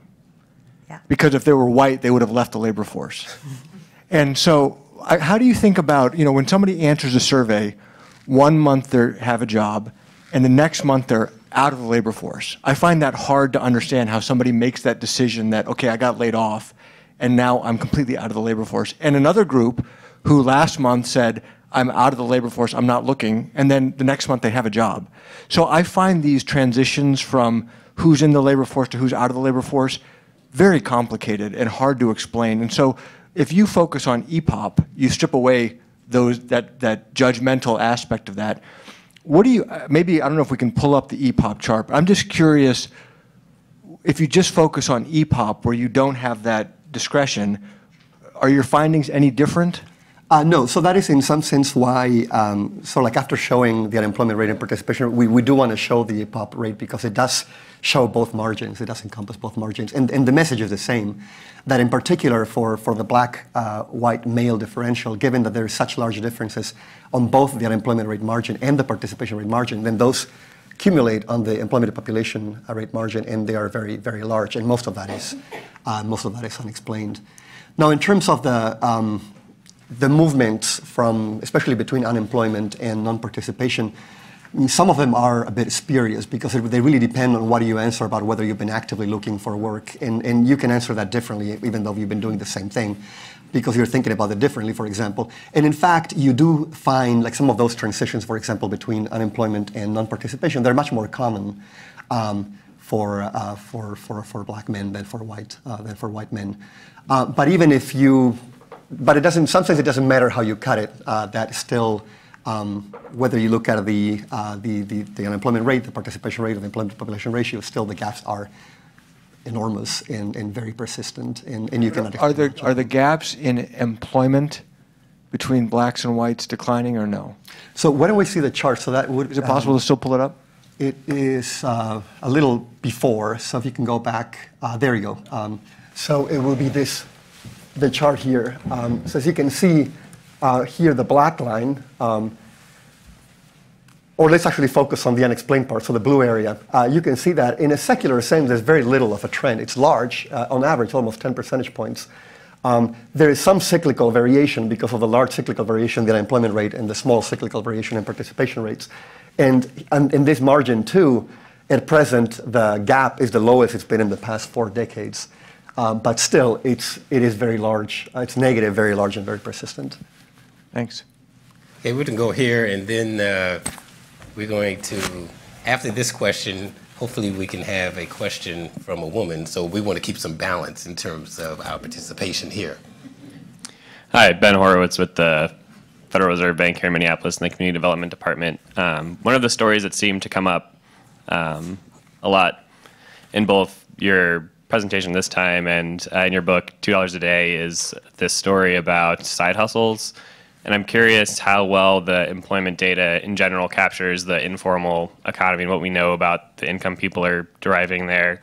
Then I'm also curious, especially with so many shifts and perceptions about traditional institutions, if you noticed any, or if there was a question about attitudes towards public assistance generally in your population or maybe in other work that's out there? Maybe I could take the first part of your question, which is how well official statistics are capturing some of this side type of work. I think the answer is that we don't quite know. But with a different set of collaborators have been doing a variety of different things to try to dig in on that. One thing that I did was a little experiment with a not particularly representative population. We used Mechanical Turk, where we gave people the current population survey questionnaire, and then after we'd given them that and saw how they got categorized as employed or not employed, we did some probing to find out, well, was there anything else that you did last week to earn money that you didn't tell us about? And we asked some of them about themselves. They all should have said yes, because they were doing Mechanical Turk. And then we asked them about, for other people, we asked them about somebody else in their household. And it turns out that you uncover a fair bit of additional work activity. How much it actually is contributing to household incomes is hard to say. It wasn't a lot of hours that people were spending on this. But for the other members of the household, who are probably more representative group, it added, like, I don't know, 11 percentage points to the employment rate for that group. There was a lot of, actually it wasn't quite that much. It was a significant amount of additional employment activity. Mm-hmm. So that's one piece of evidence. The other piece of evidence is some work that I did with another group of folks where we combined records from the current population survey to administrative data on what people were reporting to the tax authorities. So you know that's not picking up everything. And again, there were quite a few people who in the current population survey weren't reporting employment activity who then showed up as having some kind of self-employment income that they were reporting on their tax returns. So I think there are some issues there. I think it's an open question how significant it is in terms of changing our sense of what the overall employment rate is. But it is a real issue. Can I ask a small factual question on that? Actually, I'm going to ask you to hold that, please, so that Kathy can respond, and then we're going to go to another question. Thank you. So you mentioned $2 a day. There we were really looking at the poorest Americans who were living on virtually no cash income, and the side hustle was, how you got diapers for your baby. So it was while you were looking for the regular job. This is this middle income group. They have regular jobs. But they're engaging in these side bets, these entrepreneurial activities that they hope to take commercials. For example, if you're a tattoo artist, or you're a weekend DJ, or you've began to work in your neighborhood community center on sort of forming a nonprofit to get kids in your neighborhood involved in doing ethnic crafts to capture some sense of their identity. And these are the kinds of things that these men are doing. So they're a little different from hustles. They're bets. Some of them are not very remunerative at all. Some, like DJing, are quite, and one guy is a party starter. He hires himself out to start the party. Can be quite, you can make several $1,000s on a weekend from doing some of this stuff. So my bet is that very little of this is reported to the IRS. But the EITC actually would motivate you if you had a custodial child to report that income depending on where you were in the phase-in and phase-out rate of the EITC. I've done a study of EITC claimants and how they think about informal income, and less of it gets reported than you would think. Somehow you could imagine cashing in on the EITC from informal work as a cleaner, for example, but very few people in our systematic study of EITC claimants actually reported that kind of income. So I think a lot of it does go unreported, and for certain subgroups, I think it could be quite important. Thank you. Let's see a question from this woman. From you, yes, you. Thanks. My name is Chris Norman Major. I'm director of the Public Administration Programs at Hamline University. So I'm a political scientist, unlike most people in this room. And so that blue unexplained area really bothers me from a policy perspective. And I'm just wondering how we get at that, how we get past just the formulas and what's on the right side and left side of the equation, and combine the work that maybe all of you up there are doing to try to help get to how do we get to figuring out what those unexplained factors are in causing these gaps? I think that in the literature that has looked, initially looked a lot more at wage differentials between groups, it was often interpreted as the part that he couldn't explain was thought to be discrimination. Then, sort of historically, one thing that changed that a bit was that, as I mentioned earlier, that there was a literature, one of the most influential papers within that literature was the Neal and Johnson 96 paper that showed that once you added broader measures of skills, such as the AFQT scores in the NLSY, you could actually explain a large part of the wage gaps.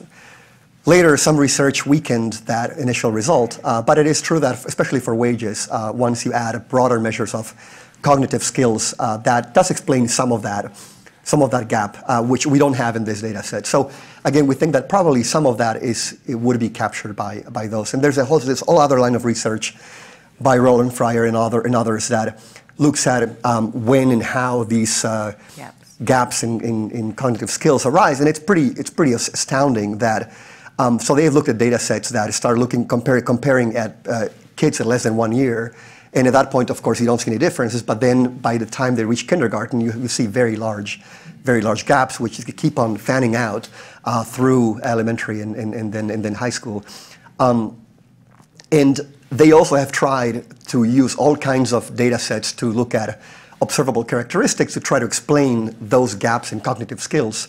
And you can explain some of that by, say, parental characteristics, and they have actually very rich data sets for this, including things like how much time parents spend reading to their children, how much books there are at a home, and even with that, you cannot explain much of that. So even explaining those gaps is a very, very large difference. Now, to the extent that there is that this is the result of discrimination in many different ways, whether it's institutional or personal, and whether it's taste-based or it is statistical discrimination, that is something that will be very, very difficult to capture in observable data. So, so trying to explain these things has always been something really, really frustrating and difficult. And I mentioned earlier also there's a very new paper by Cherry and co-authors that look at it. They focus more on intergenerational transmission, basically of income for across different racial and ethnic groups, and they find a similar thing, that there is this very large gap, especially the black-white male gap is very large, and they look at different things, building on earlier work they did, and for example, they focus on neighborhood effects, and they find that even when you focus on very, very narrow areas, there's still very large gaps. So children going to the same schools, sometimes they actually look at people living in the same blocks, they still have very large gaps. And the only factors that they find that seem to have some explanatory power for that is the ones that I mentioned, that is that neighborhoods that are with low poverty and have low racial bias, and there's a strong father presence in the black community in that area. And so it's something that has been extremely difficult, and it is very disturbing. I completely agree with your feeling and sentiment on that. We're going all the way in the back. Yes. Hi, I'm Sandy Darity. I was trying to restrain myself, but I couldn't. So, I mean, the classic issue here is the effort to try to interpret the so-called unobservables as something other than discrimination. I wish the economics profession would get off of that horse and just acknowledge, when they've presented evidence as powerful as the evidence that you just showed, that this is an indication of the degree and magnitude of discrimination in the US economy. With respect to the argument about cognitive skills, you mentioned that there was some work that had weakened that claim.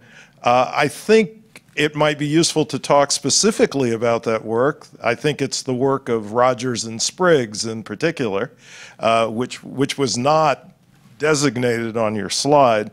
And that work actually thoroughly undermines the use of AFQT scores as a mechanism for trying to explain what's going on with the unobservables. Second thing is, with respect to Fryer's work on the emergence of academic performance gaps, what's particularly striking about that work is that there's no evidence of academic performance gaps until kids enter school, and the gap begins to emerge as early as first grade. But if you control for family socioeconomic characteristics, Fryer finds no gap at the outset of entry into schooling, and that's without taking into account wealth differentials. He's only looking at parents' education and parents' income levels. But moreover, if we're looking at unemployment, blacks with some college education have a similar unemployment rate to whites who never finished high school. Mm-hmm. Now, if you want to argue that there's some kind of cognitive skill differential at play, you would have to be arguing that whites who have never finished high school have comparable cognitive skills to blacks who have completed some college. Okay? The third thing is, with respect to the incarceration effects, Diva Pager's work demonstrates, on the basis of field experiments, that blacks who have no evidence of a criminal record have lower odds of being called back for jobs than whites who do have evidence of a criminal record. So the incarceration effect doesn't really explain what's going on. Finally, you had a set of omitted variables that you considered, including family background and neighborhood effects. So in work that I've done in conjunction with Derek Hamilton and Art Goldsmith, we actually used a data set in which you could control for all of those factors. We also controlled for skin shade. And what we found was that the inclusion of this wide array of factors could eliminate the unexplained portion of the wage differential between black and white males for light-skinned black men. But it could not eliminate that differential for black men who were medium complexioned or dark skinned. And so, so I think, you know, again, that doesn't do it. When we find discrimination, why don't we call it that? Would anyone like to respond? No, I will just say that I generally agree with that. I mean, I think that over the course, I mean, clearly, as I said, we cannot address this in our research, what that unexplained component is. And what we've done is to try to think hard about what the literature has shown. And as I think I mentioned at the beginning, I think also our conclusion has been shifting more and more towards the idea that a lot of it probably is discrimination, and then also decisions that are distorted by that. But it's clearly been very, very difficult to really quantify that in a very comprehensive way. But no, I generally agree with that sentiment. Okay, thank you very much, Sandy. We have time for, I think, one more short question before we wrap it up. Thank you. This is more in the way of a comment than a question, and I'd just like to know if you might wish to agree.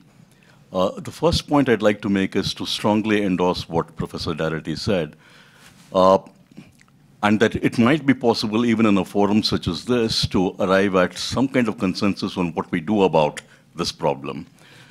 And the issue is just this, that perhaps economists ought to be a little more careful about the way in which they use words. Rather than talk about what is explained or what is unexplained in a decomposition, it might be useful to talk about the distinction between personal discrimination, discrimination by the employer on the one hand, and discrimination which is attributable to accumulated disadvantages, which are themselves a product of institutionalized discrimination. The failure of our definitions to correspond with the ordinary usage of language is often, I think, a little more harmful than we allow for. Secondly, about decomposition in general, when we compare welfare indicators over time or in cross-section exercises, there is an implicit identification already with of the following nature, that we tend to regard an increase in a welfare indicator or a decline in a welfare indicator with that being a good thing or a bad thing, as the case might be. Whereas when we do a decomposition exercise, we are focusing attention not so much on end states as on processes. And what we come up with might be at conflict with what the end state comparison displays. A very simple example is, if the headcount ratio of poverty has declined, that would usually be interpreted as a good thing. But if it has declined because of excess mortality among the poor, it's no longer such a good thing. Similarly, a decline in the female-to-male ratio of a population is generally regarded as a bad thing. But if that has happened because of increased feminization at birth, which itself has been caused, let us say, because of a reduction in spontaneous abortions or stillbirths, then that's not necessarily a bad thing. And in your own case, I mean, if a reduction in the employment to population ratio has been brought about by an enhancement in disability benefits, which might otherwise have forced people into employment, or because of increases in longevity, then such a decline is not necessarily perhaps a bad thing. So it might be useful to, I don't know how exactly one takes care of this problem, but there might be something to be said for talking of these welfare indicators after netting out for the good or the bad processes which mediate. Agree. Any last comments? Okay, we'll have to end on that point. Thank you very much for that. We're going to take a 15-minute break, and then we're going to start at 10:45 sharp with the second panel. Thank you.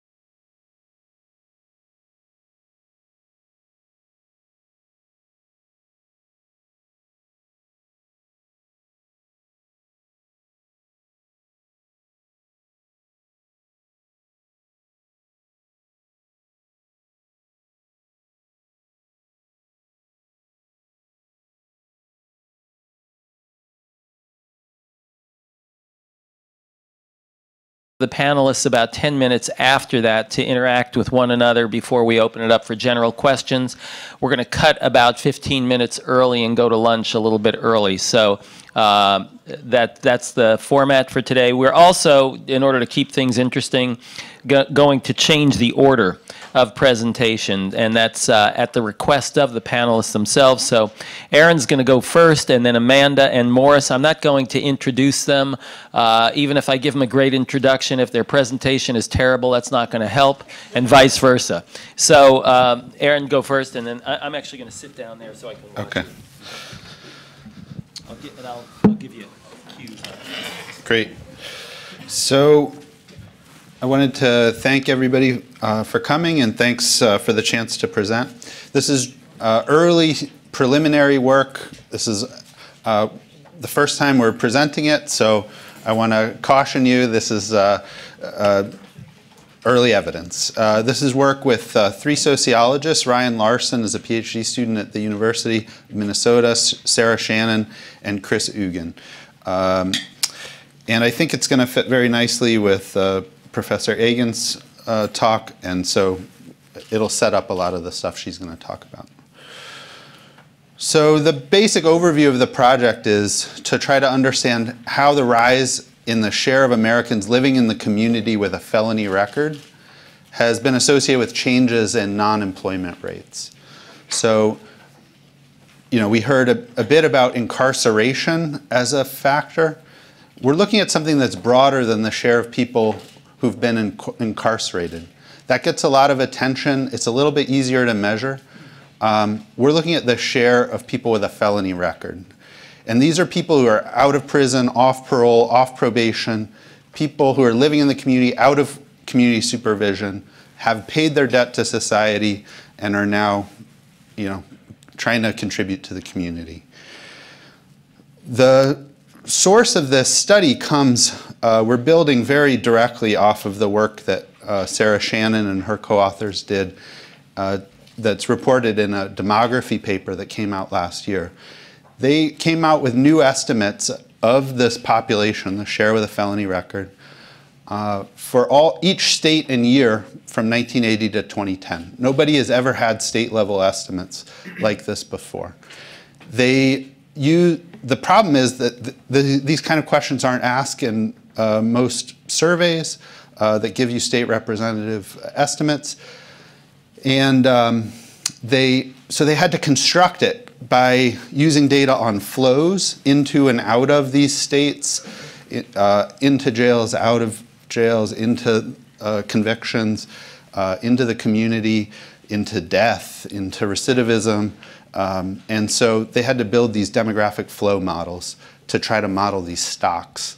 So it's kind of like Piketty with wealth, and it's challenging. The estimates are probably a bit noisy, but we're going to try to put them to good use and look at how the changes in these shares across states and years connects to changes in prime age labor force outcomes. So we're going to focus on employment to population ratio, and we're going to look at, basically the question is, do states that have faster rises in the share of adults living with a felony record, do they have faster rises in the share of prime age adults not working?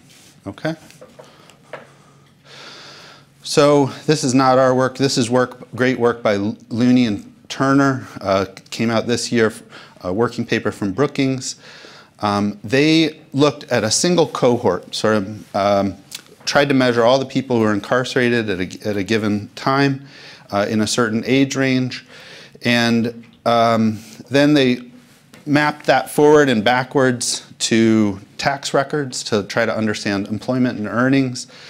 And the top line really, it gives you this is from the general population. The top line is the share of adults without any earnings. And on the horizontal you have, so what's cool about this data especially is that they then can link those people back to their parents.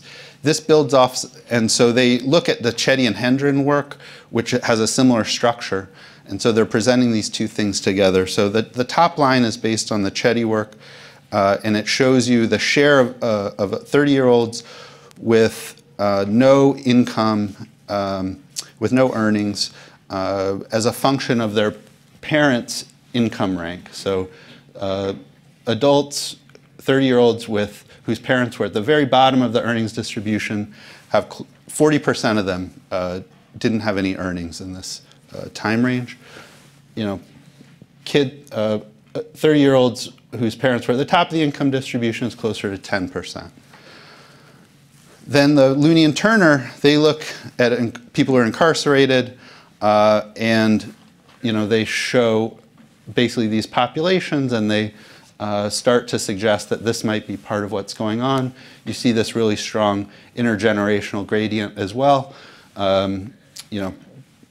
Parents, if your parents were low income, you have a highly elevated chance of being incarcerated or being a formerly unemployed former prisoner. So 10%, 20%. So there's a strong intergenerational gradient here. But this just looks at one cohort, and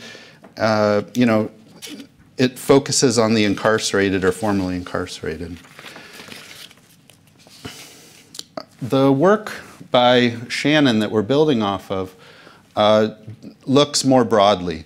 So it looks both at, this shows you the trends in the share of adults, US adults, 18 and over, who are either currently incarcerated or currently under felony supervision on parole or probation, or incarcerated. And what you can see is that the share of people with a felony is much bigger than the share of people who are incarcerated. It's like double. And it's gone up a lot. We've seen, since the war on drugs, a rise of mass incarceration. Since the 80s, there's been this big rise. The good news, one bit of good news is that since 2010, the share of adults incarcerated has fallen pretty dramatically. The people in the bottom who are incarcerated, they're not in most of the usual labor force statistics. They're institutionalized, so they're not in those statistics, in the numerator or the denominator. But the people who are not incarcerated but have a record, they would be in there. So what their work also shows is that if you look at not the people who are currently incarcerated or currently under felony supervision, but the people who have a history of being in those states and are no longer, those populations are much bigger, okay? And there's this cascading effect, so that even though the share of people with a felony record flattened out in 2000, the share of people living in the community with a felony record has continued to grow at an alarming rate, okay? I mean, it's gone from something like 2% to something like 6%. This is all adults, including senior citizens, and a lot of the action is on young people. So if you focused on prime age, the growth would be much faster, but they don't have good age-specific estimates at all. So we're straddling this kind of age issue. They don't have age-specific estimates. I think you probably already said this and I missed it. How do you have a felony but not an incarceration history? Who are those people? Yeah, so those people might get probation or parole. Not everybody goes to jail. And a lot of people don't. So a lot of the research attention is focused on incarceration, but if you do that, you're missing a big chunk of the story. I mean, if you look at the share of formerly incarcerated, that's 2%. If you look at the share with a felony history, that's 6%. That's, if you're only looking at formerly incarcerated, you're off by a factor of 3. Another point of comparison to understand this magnitude, that's as many union members as there are in America. 6% of adults are union members. I do a lot of work on unions too. So.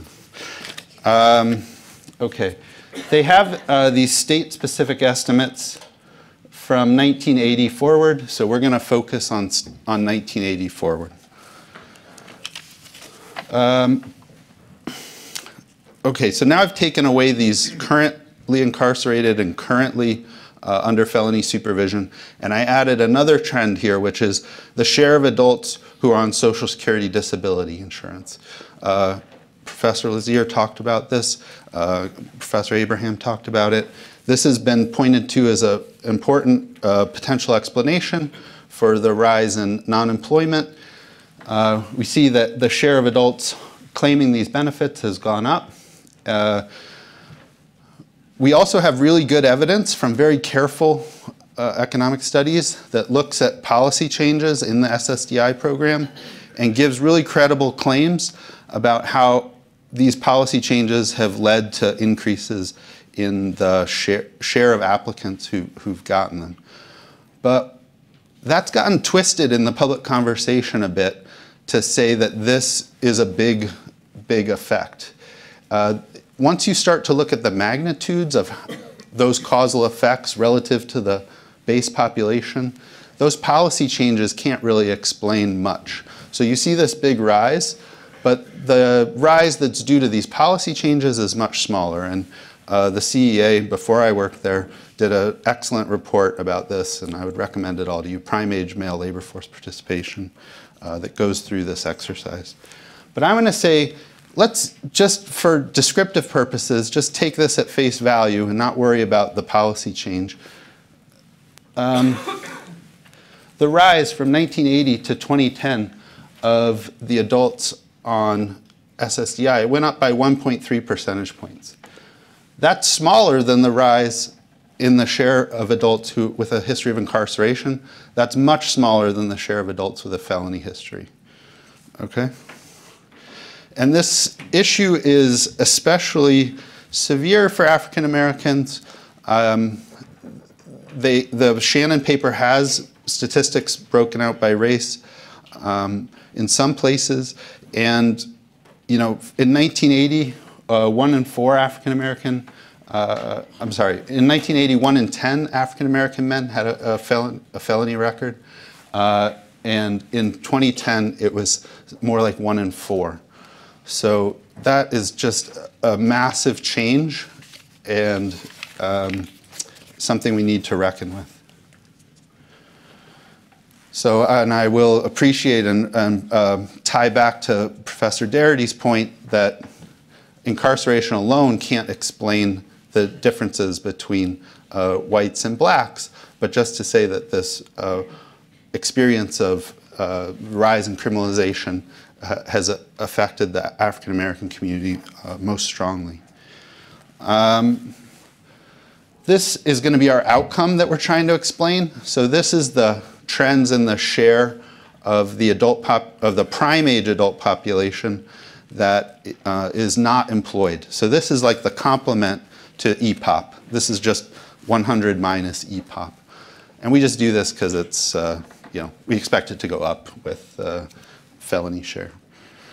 There have been divergent trends for men's and women's a little bit. Overall, over this period, it's been pretty flat.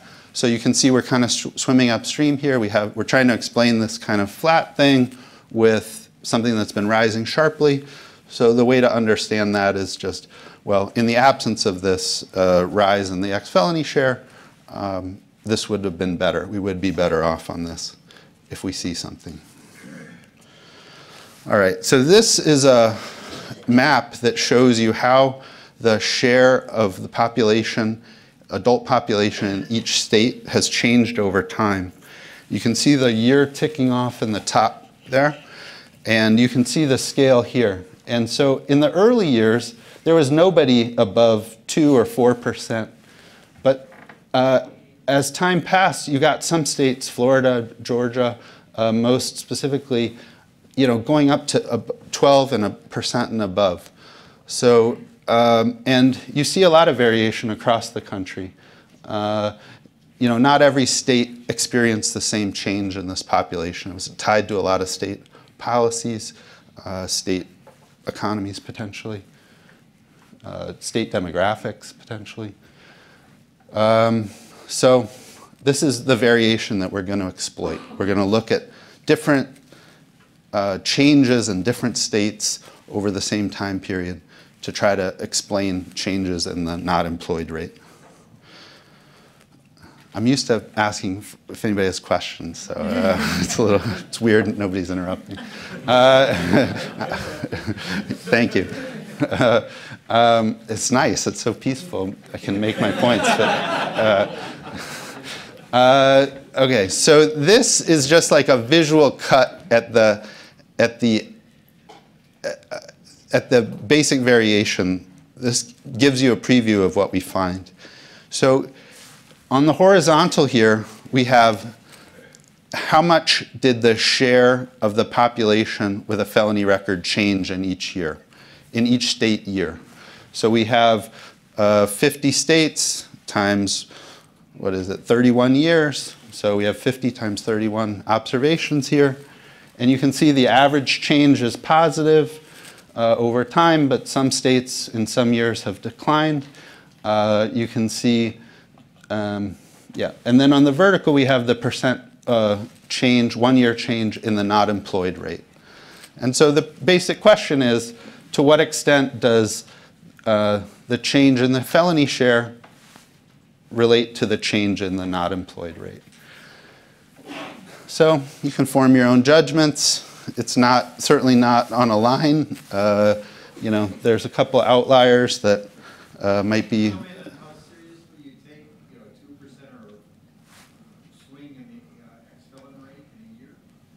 Yeah, it's noisy. If we do the analysis by creating like 5-year buckets and then looking at changes over 5-year buckets, you get basically the exact same story. Might be a little cleaner to look at, so maybe in our next graph we'll do that. But so there's some noise in there from a lot of sources, but the story we get is pretty robust to different aggregations. Okay, so in lieu of showing you a lot of tables, I'm just going to focus on the coefficient of interest here, which is if the state year felony history share rises by 1 percentage point, how much does the prime age not employed rate change?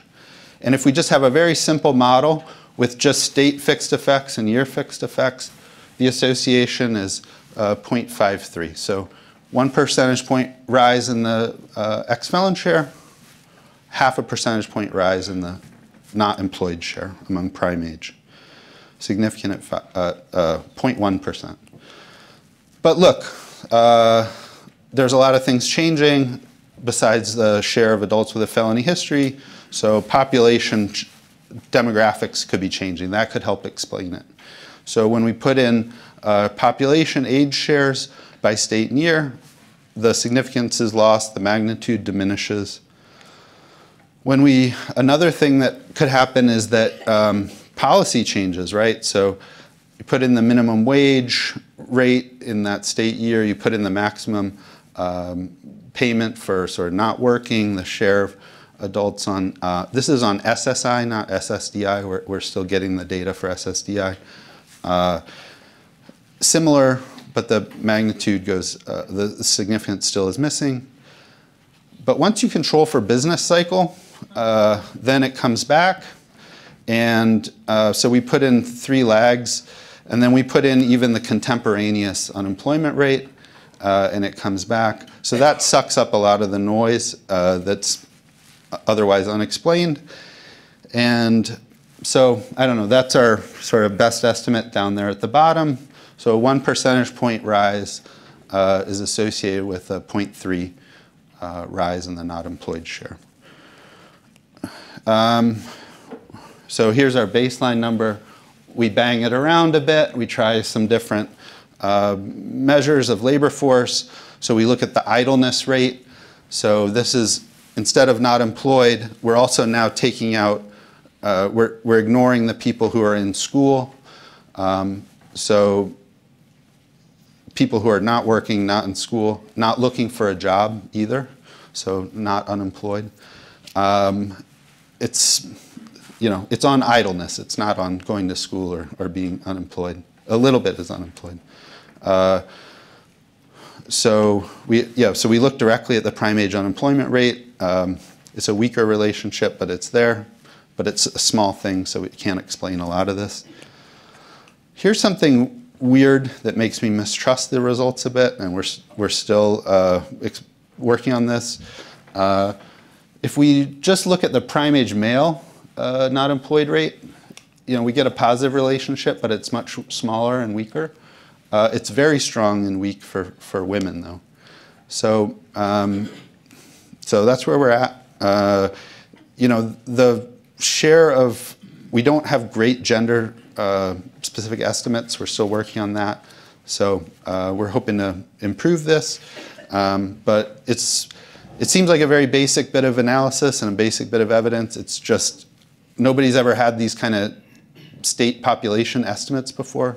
So we're bringing it to the table, and we'll see where it goes. That's an evergreen comment there. The main thing is just in terms of the point of this panel, like we have a moment here in our country and in our communities where the labor market is strong, and we have like a once in a decade, once in a generation maybe chance to really spread opportunity deeply into the parts of the community and parts of the country that haven't had it or where it's been missing. And we need to really seize this opportunity and not let it pass us by. Reinforcing that point, to the extent that the labor market gets stronger and there's more demand for labor, to the extent that we can connect people who are marginalized to that opportunity, it's not inflationary. If you bring in new workers to meet that supply, it lets the party go on longer and extends the expansion. So I think this is really a first order micro and macro issue, is to try to connect people on the sidelines to this opportunity. How do we do it? So I'm going to borrow again from a CEA report. This is an issue brief that was done in late 2016. Looks at how much do different countries spend on active labor market programs. Those include public subsidies of job training, direct public subsidies for wages or in private sector, public sector, job search assistance, things like that. The US spends 0.1% of GDP on this, basically helping the labor market work better, helping workers and employers connect. The OECD average is 0.5% of GDP. Germany has a really admirable labor market in many ways and economy in many ways. They spend 0.6. If we went from 0.1 to 0.6, that's 0.5% of GDP. That's about $95 billion a year. So there's a lot of potential here to have resources to address these things and still keep ourselves in line with our competitors. Another sort of avenue is to think about this long cascading effect of using the criminal justice system to create community safety. I mean, it's the model we have, it's the model we use, but it has these ripple effects that destroy lives, for many decades. If you take those estimates seriously, and I'm not recommending this, but just as an intellectual exercise, just to understand the magnitude,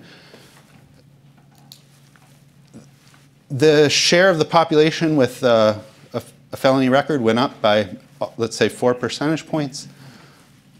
For each percentage point it went up, we lost about 0.3 share of the prime age population to out of employment. So that ends up with something like 1.5 million prime age adults out of not working who would otherwise be working. if we went back to our 1980 level. I don't know how we get there, but the fact that we've relied on this criminal justice system that creates this stamp on people has really long-lasting consequences for people's lives. And passing the baton to Amanda, we should be really careful with how information is transmitted in the labor market and between our systems. We should be very intentional about that because it's not a simple thing, and we need to be intentional about how those information is transmitted and to whom and under what circumstances. So, thank you.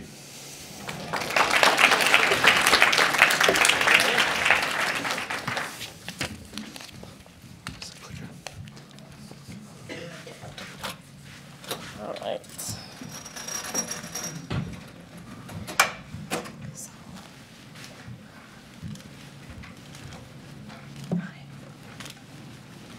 There we go.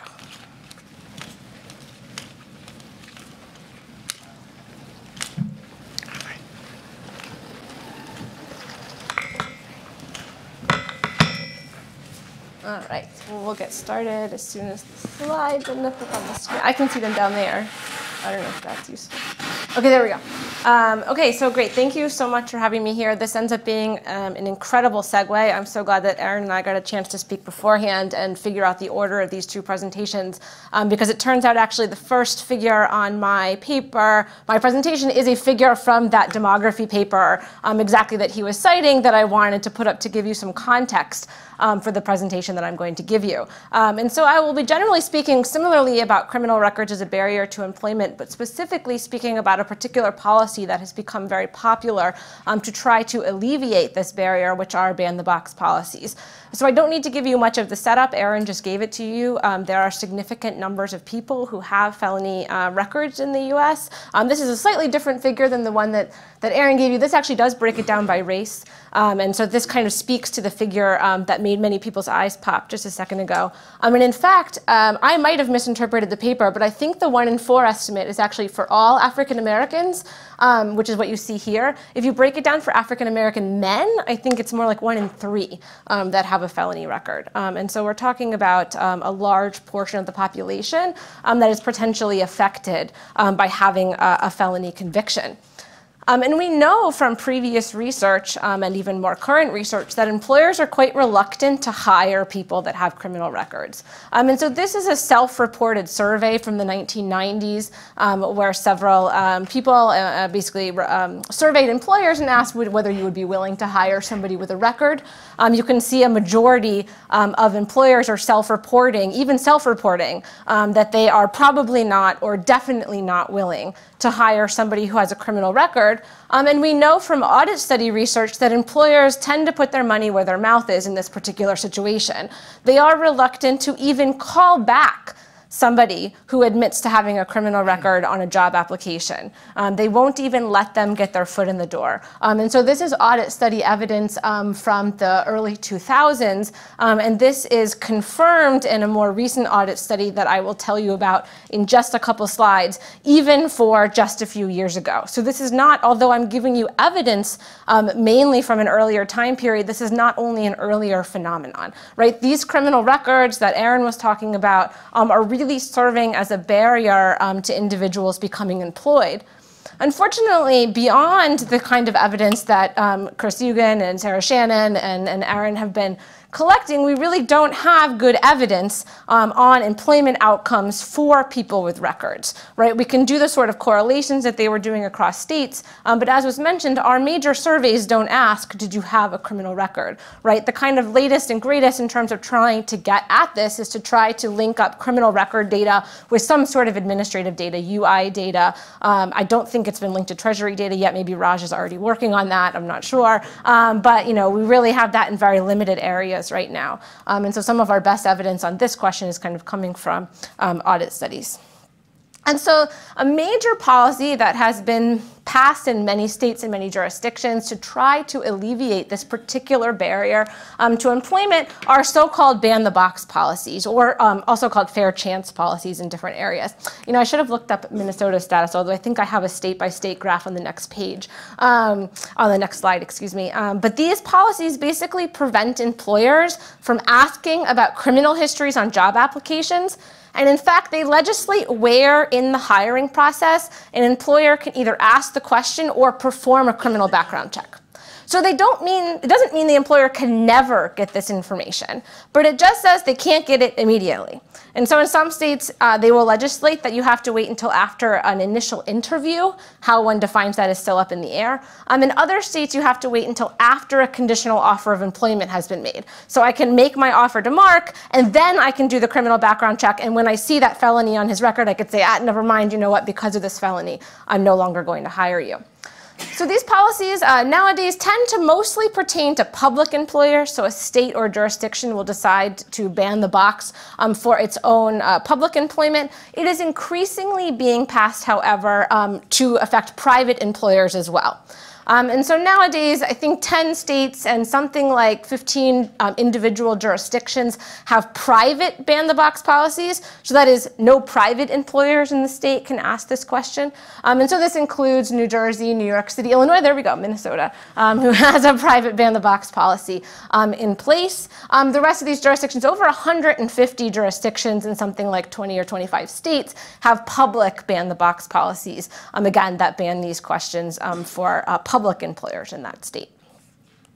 And so again, the idea behind this policy is to help a person with a criminal record get their foot in the door with the employer. Thinking that if the hiring manager or employer could just meet them, could just talk to them, could learn about their qualifications and credentials outside the knowledge of a criminal record, that when they find out that information, they may still go ahead and hire them. Right? That employer had already decided this person was going to be a good fit. Once I find out about the felony conviction or past conviction, I may still be willing to hire this person. It's also been put forth as a strategy to reduce racial disparities in employment. Right? The idea being that if, as we've spoken about already, minorities and people of color are more likely to have contact with the criminal justice system, then any policy that's going to increase employment for people with records is therefore going to, in some sense, disproportionately help people of color, and that this may actually reduce racial disparities in employment. And so many advocacy organizations were putting forth both that this would increase employment for people with records, but also that it would have potential impacts on racial disparities in employment. So there's kind of a potential unfortunate unintended consequence of policies like this that economists may be particularly attuned to thinking about. But if we're taking away information that employers had been relying on to try to make employment decisions, we may expect them to then use other observable characteristics of those applicants to try to guess whether they have a criminal record, right? And so they might be using their gender, their race, their employment history, their educational history, to try to infer whether this person has a criminal record. And so in particular, this could harm young minority males who do not have criminal records, that employers may lump together with a perception that young minority men have a high probability of having a criminal record, and potentially reduce employment opportunities for this group. So trying to tie that into the theme of barriers to employment, I think a policy meant to alleviate one particular barrier to employment, that is having a criminal record, could interact with another one, discrimination in this case, to reduce employment opportunities for minority men without criminal records. And so that's what myself and Sonia Starr set out to test in a field experiment that we ran in 2015. We basically did an audit study. We sent thousands, almost 15,000 in the end, online job applications on behalf of fictitious young male applicants to entry-level, low-skilled jobs. So basically, be thinking minimum wage jobs, cashier and clerking type jobs at fast food or retail establishments, both before and after private sector ban-the-box policies went into effect in 2 jurisdictions. So we did this in New Jersey, where a ban-the-box law went into effect on March 1st, 2015. Then we were fortunate enough to be able to repeat the experiment in New York City, which passed a private sector ban-the-box policy October 27th, 2015. And then on these applications, we randomly varied the race of the applicant as indicated by racially distinct names, a very common way to do this in audit studies, and the criminal record status of the applicant. So whether they had a felony conviction or not. There are many, many details I'm leaving out by only telling you that. I'm happy to answer those questions in the Q&A portion. But those felony convictions were either property crimes or drug crimes to the extent that that question was asked. The box question, I should say, the box here we're referring to in ban the box is somewhat anachronistic because it used to be a checkbox on a paper application. Nowadays, it's more like a radio button on an online application, but I think ban the box was probably a little more alliteratively fun than ban the radio button. Or maybe ban the button would have worked. But anyways, and so those questions often ask, do you have a felony conviction? Do you have a felony conviction in the last 5 years? Do you have any conviction? They'll vary across applications. And then often there'll be a box that asks them to explain this particular conviction. And so in that sense, we would indicate whether it was either a property crime or a drug crime. We also varied whether they had a GED or a high school diploma and whether they had an employment gap in their history or not, as things that we thought employers might also use to infer whether somebody had a criminal record. Those turned out to not be the case. We could talk a little bit more about why we think that might be in the Q&A, but we're going to focus then on race and criminal record status. Of course, as in any audit study, everything else was basically meant to be kept the same. So what happened when we did this? First, this is going to focus on companies that had the box question before the law went into effect. This was not every company, mind you, and in fact was a minority of companies that we surveyed. It ended up being something like a third of the companies that actually had the question before the law went into effect. The fact that some companies didn't have the question when the law went into effect is going to allow us to leverage that difference for our identification. I'm not going to go through the results for those particular companies here. I'm going to focus on the ones where they actually did have the box. But just to say that that strengthens our results in some sense, and I can explain how after I show you these initial results. So first we focus just on the before ban the box goes into effect, right? In some sense, the status quo before the law becomes effective. What I want you to see here first is that we're verifying that pager result that I showed you from her 2003 paper, that employers are very reluctant to call back people with criminal records, particularly as compared to those without. Right? And so here, for both races, we're seeing very large gaps. Right? Employers are much more likely to call back an applicant without a criminal record than they are to call back an applicant with a criminal record. I should have remembered the statistic off the top of my head, but it's something like a 63% difference that this percentage point gap is representing. What was actually fascinating to us, which is different than the pager result and not something that I'm going to focus on too much here, is that actually conditional on the criminal record, the callback rates for black and white applicants are basically the same. Right? We're seeing conditional on a criminal record, very little evidence of what we might think of as racial discrimination here, which we found fascinating in some sense, and we can think about whether it's the time period or the geography or something that might explain the difference between that and the previous results. But just to kind of keep that in your mind as I show you what's going to happen after ban the box goes into effect. So yeah. It's saying that there's no difference in callback rate between white and black.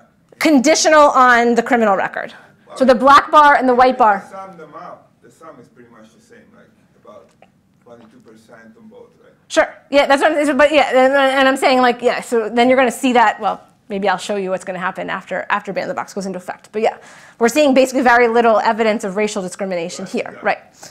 You know, exactly what you're saying. Yes, even unconditional on the criminal record. That is the case, yes.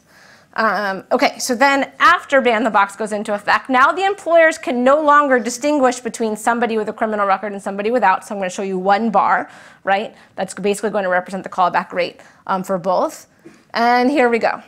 This is what happens after ban the box goes into effect, right? Now we see a huge racial gap in the callback rates, right? It basically goes from 7%, which isn't even significant, to 43%, if I recall the numbers off the top of my head correctly, after ban the box goes into effect.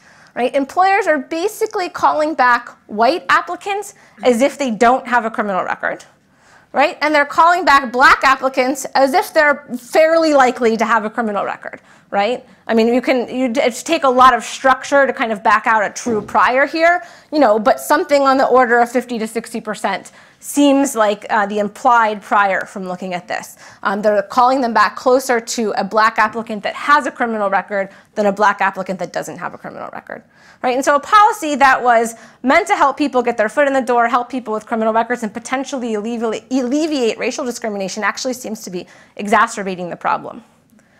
However, if we do look, it does appear that people with a criminal record are getting their foot in the door, right? Both black and white, much more likely for white applicants than black applicants, but both groups of people with criminal records are experiencing higher callback rates. And so in some sense, we have a trade-off, as don't we always when we try to implement the policy, right? We're increasing the likelihood that somebody with a criminal record is able to speak to an employer, gets their foot in the door. We're decreasing the likelihood that a young minority male without a criminal record is able to get their foot in the door, right? And then we have a trade-off here. So then the question is, here's where I'm going to move beyond my own research. So that's what I'm going to show you in terms of my own art study. Happy to answer tons of questions about that in the Q&A or afterwards.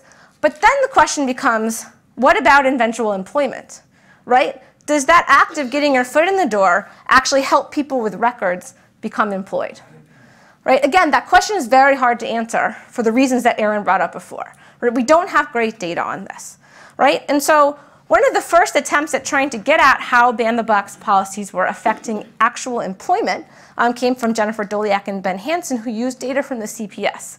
So this will not be for people with records, right? But comparing groups that are potentially differentially likely to have criminal records.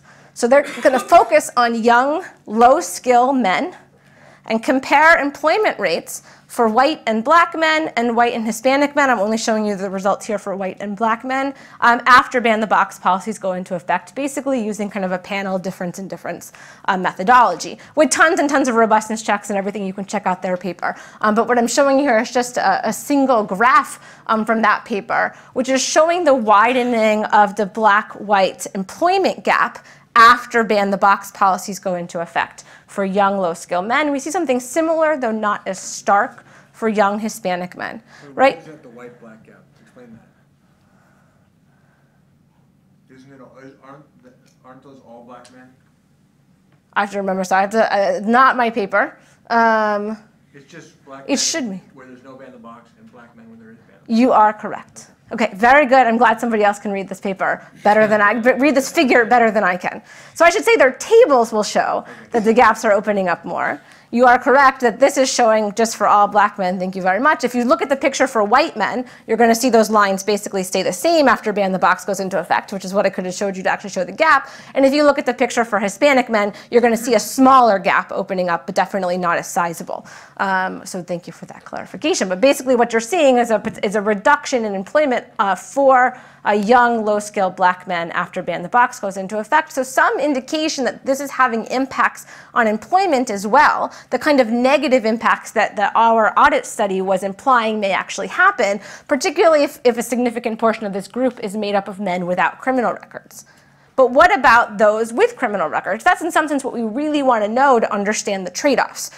But is there an improvement for people with records in terms of actually getting employment? Again, this question is hard to answer, but in 2 jurisdictions, 2 recent working papers have attempted to look at this question by linking criminal record data with administrative unemployment insurance records in those 2 jurisdictions. So this has happened in Massachusetts, which has a private ban-the-box law, which passed in 2010, and in Seattle, which has a private ban-the-box law that I don't remember exactly when it went into effect, and probably should have put it up on this slide. Okay, so the Massachusetts study comes from 2 economists at the Boston Federal Reserve Bank, and so apropos of our gathering here at the Federal Reserve. And actually, what they find is for people with records, there is a slight reduction in employment after ban-the-box goes into effect.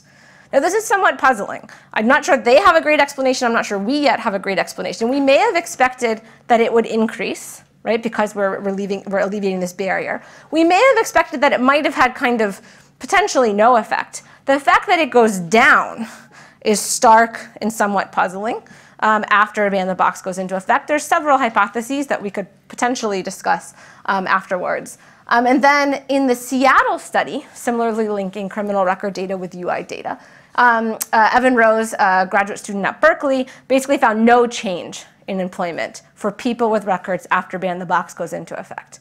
And so in fact, unfortunately, we're not seeing the positive part of that trade-off, right? And so our audit study results implied that it could have been that once people got their foot in the door, they were more likely to be employed. That would obviously be a positive impact. That some minority men without records were being negatively impacted by not even being able to get their foot in the door, and then it would be up to us and the policymakers to trade those off. It looks like the foot in the door effect, to the extent that it exists, is not helping people gain eventual employment. And in fact, potentially could be discouraging individuals from further labor market participation as one potential hypothesis for this slight reduction. To the extent that I'm sending out a bunch of applications and I'm getting interviews and then I'm not ever getting jobs, right? Maybe I'm just kind of stepping back from the labor force. And that might explain some of that reduction, but I should say that that's only a hypothesis and not anything that's been tested. And so basically, from the kind of totality of the ban the box research that we have, we see decreases in employment opportunities for young men of color without records, discouraging initial results from these working papers in 2 jurisdictions on employment for people with records. So of course, trade-offs are necessary with many policies and important to document, but it's not even clear there's a trade-off here. It looks like there may only be negative consequences of this particular policy. And so then the question comes, what should we do? This is a question, of course, that I get asked and other researchers in this particular area get asked all the time. And I should say I don't have great answers for that question, and I think that's kind of what gatherings like this are going to be about. So one thing that we might want to think about focusing on is why employers don't want to hire people with records, right? And so there may be many potential reasons for this, right? Perceptions and differences in productivity, which we actually don't have great data on. You know, people with records, once they get hired, are they better employees? Are they worse employees? You know, we don't, again, there's a lot of just missing data on the employment outcomes for people with records. Employers, when you survey them, so this is self-reported, take it with a grain of salt, will often indicate that they're concerned about the potential for negligent hiring lawsuits. That is, if they hire somebody that you could have known had a criminal record and that person goes on to commit a crime, assault a customer, steal something, they could actually be liable for that. And so they might make them reluctant to hire individuals with a criminal record. They also cite safety issues and trustworthiness issues as reasons not to hire people with records. And so we may, in some sense, in a policy sense, want to hone in on why employers are concerned about this and try to address some of that, whether it be remedies for the potential for negligent hiring or other policies that we haven't yet thought of. So some things, I don't know, that are on the table that some states are trying to do is more expungement or sealing, particularly for older records or lower level records where recidivism rates are basically the same as those individuals in the population that don't have a criminal record. To the extent that something is expunged or sealed, employers should no longer be concerned about negligent hiring issues because they could not have known that information because the record was expunged. Now that, of course, assumes that that was the reason. If they have other reasons for wanting to find out this information, we could still engender some of the same statistical discrimination with this sort of policy, but it's an interesting one, I think, to explore. Many states are making expungement and sealing easier, particularly for older records. There are some states that will offer certificates of rehabilitation. Basically, these are court-issued documents that individuals can bring to employers and say, look, the court is saying that I am a good candidate. And these may also offer remedy in terms of negligent hiring to the extent that you can bring this to the court and say, yes, but the court said that this person was a good person to hire. So I shouldn't be held liable for this particular hiring. Of course, wraparound services, people with criminal records often have many other issues in terms of family reconciliation, homelessness, mental health issues, drug substance abuse problems. And so kind of these sorts of services may be useful in terms of increasing employment opportunities in the future. Unfortunately, the couple of relatively small RCTs that have been done on wraparound services very recently are not showing promising results, but I think there's a lot more research and policy kind kind of play to do with this, whether we need more job training or education. Something that might come up in the next talk, or may have come up in the next 2 talks, is the fact that criminal records are often a barrier for occupational licensing.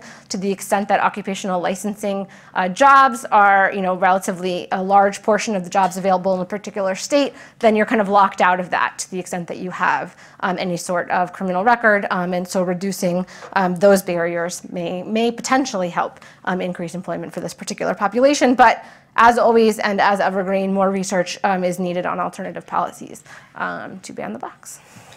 And the timer never went on, so I have no idea if that was 25 minutes or not.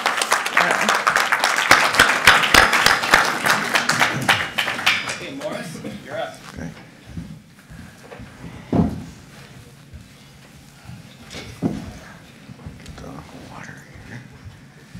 I don't remember which of the 8,000 waters the beer was moving, so I'm going to grab a different water.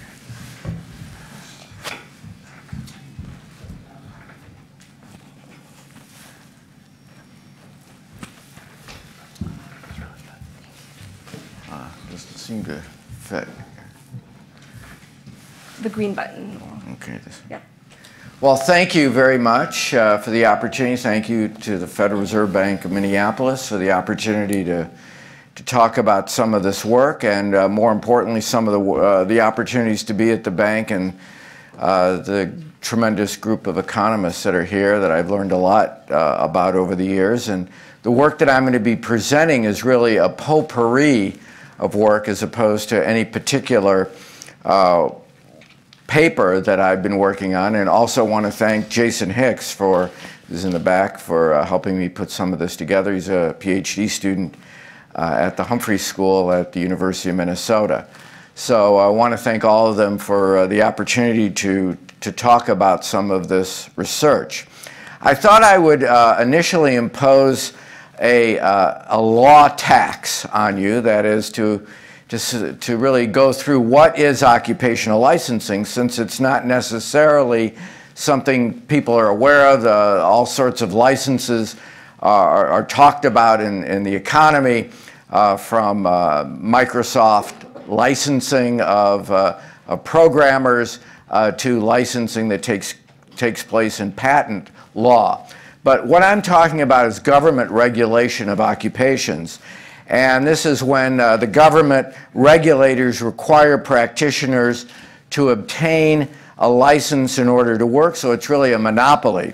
So it's legally regulated work for pay. And workers usually obtain a license by satisfying minimum human capital requirements such as education, exams, or many other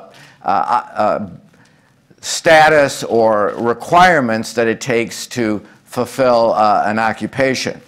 So the example is lawyers in the U.S. are licensed by attending an approved law school and passing examinations. Now there are other ways that, for example, consumers, if they don't receive a sufficient benefit for paying for a particular service, can undertake. They can sue a practitioner.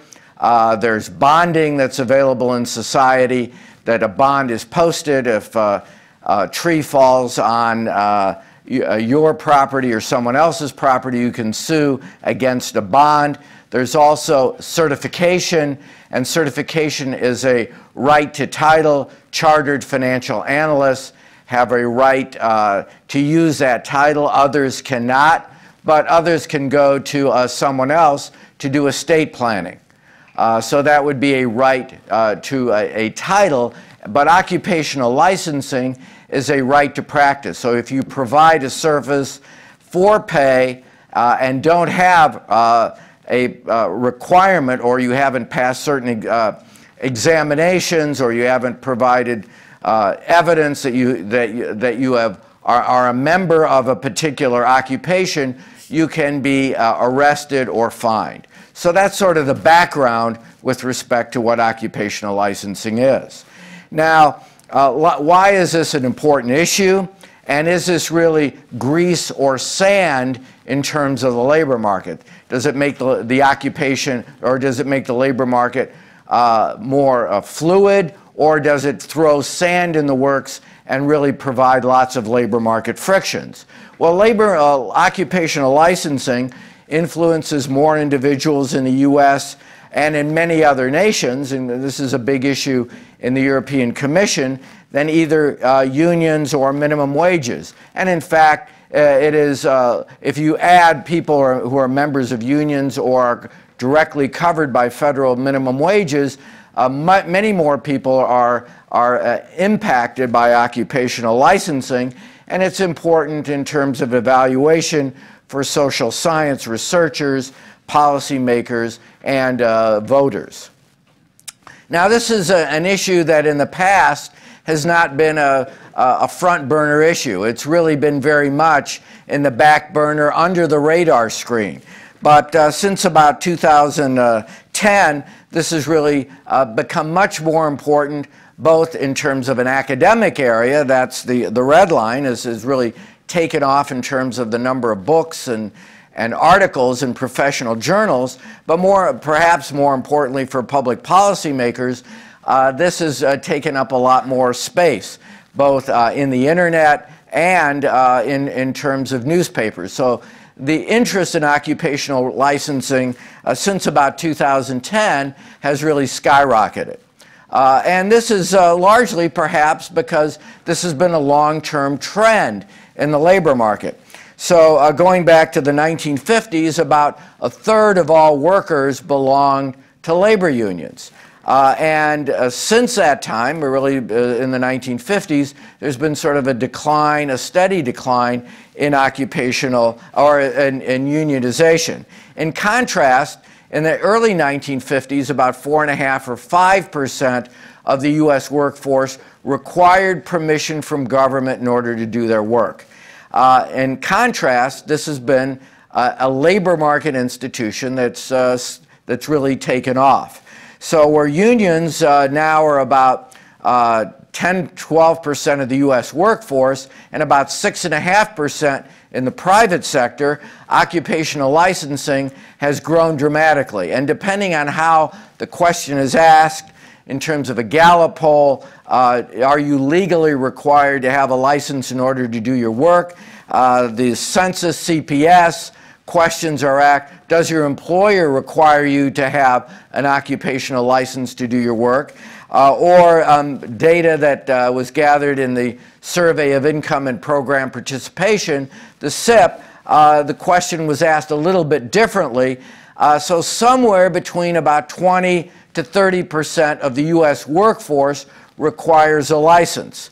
And that's significantly higher than individuals who are in unions and significantly higher than individuals who are covered by a federal minimum wage. So in any case, unions certainly have declined. Occupational licensing has grown dramatically in terms of the percentage of the workforce that's required to have permission from government in order to do their work. So this is also a great deal of variation across U.S. states. So in Nevada and Iowa require about a third of their workers have attained an occupational license. So about a third of the workers in Nevada and Iowa. Why is that the case? Nevada is very heavily involved in gaming, and that's heavily regulated in that state. Iowa is heavily involved in insurance, and a lot of workers in that state are required to have permission from government in order to work in those occupations.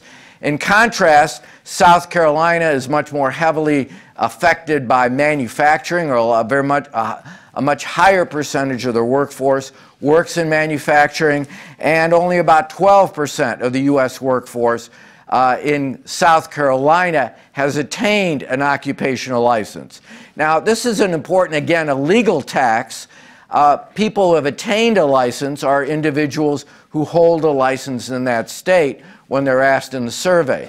People who are covered by an occupational license are occupations such as engineering, which all states require some engineers to have an occupational license, but only about 20 to 25% of all engineers have actually attained a license. accountants. All states require accountants in order to do certain tasks. Every state requires accountants for those tasks to do that work, but only about half of all accountants have actually attained a license in those states, yet they are working in the accounting occupation. So that's some of the differences. So the effects of licensing are much more dramatic if you have attained a license relative to those individuals who are covered by an occupational licensing statute. So we'll go into some of those issues in terms of what are the effects over time and across occupations.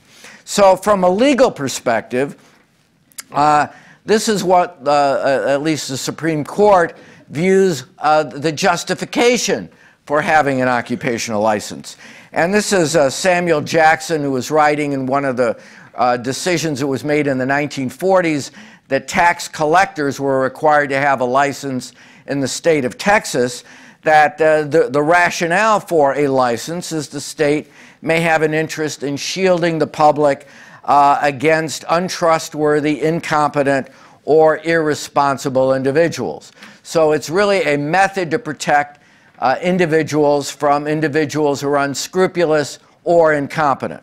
So it's covering consumers against downside risk. So it would be the equivalent of perhaps bonding or the ability to sue someone for incompetent services. On the other hand, the market economist perspective, and this is from Capitalism and Freedom by Milton Friedman, who really brought this to the forefront. In fact, his dissertation with Simon Kuznets was on occupational licensing and some of the restrictions and some of the changes that had occurred from the beginning of the 19th century to the 1930s for doctors and for dentists. But he asked the question in a somewhat different way. The puzzle is not why we have so many silly licensure laws, but why we don't have even more, given the benefits of occupational licensing. But the cost that he saw to society was that there's a great argument in the marketplace for the tolerance of diversity.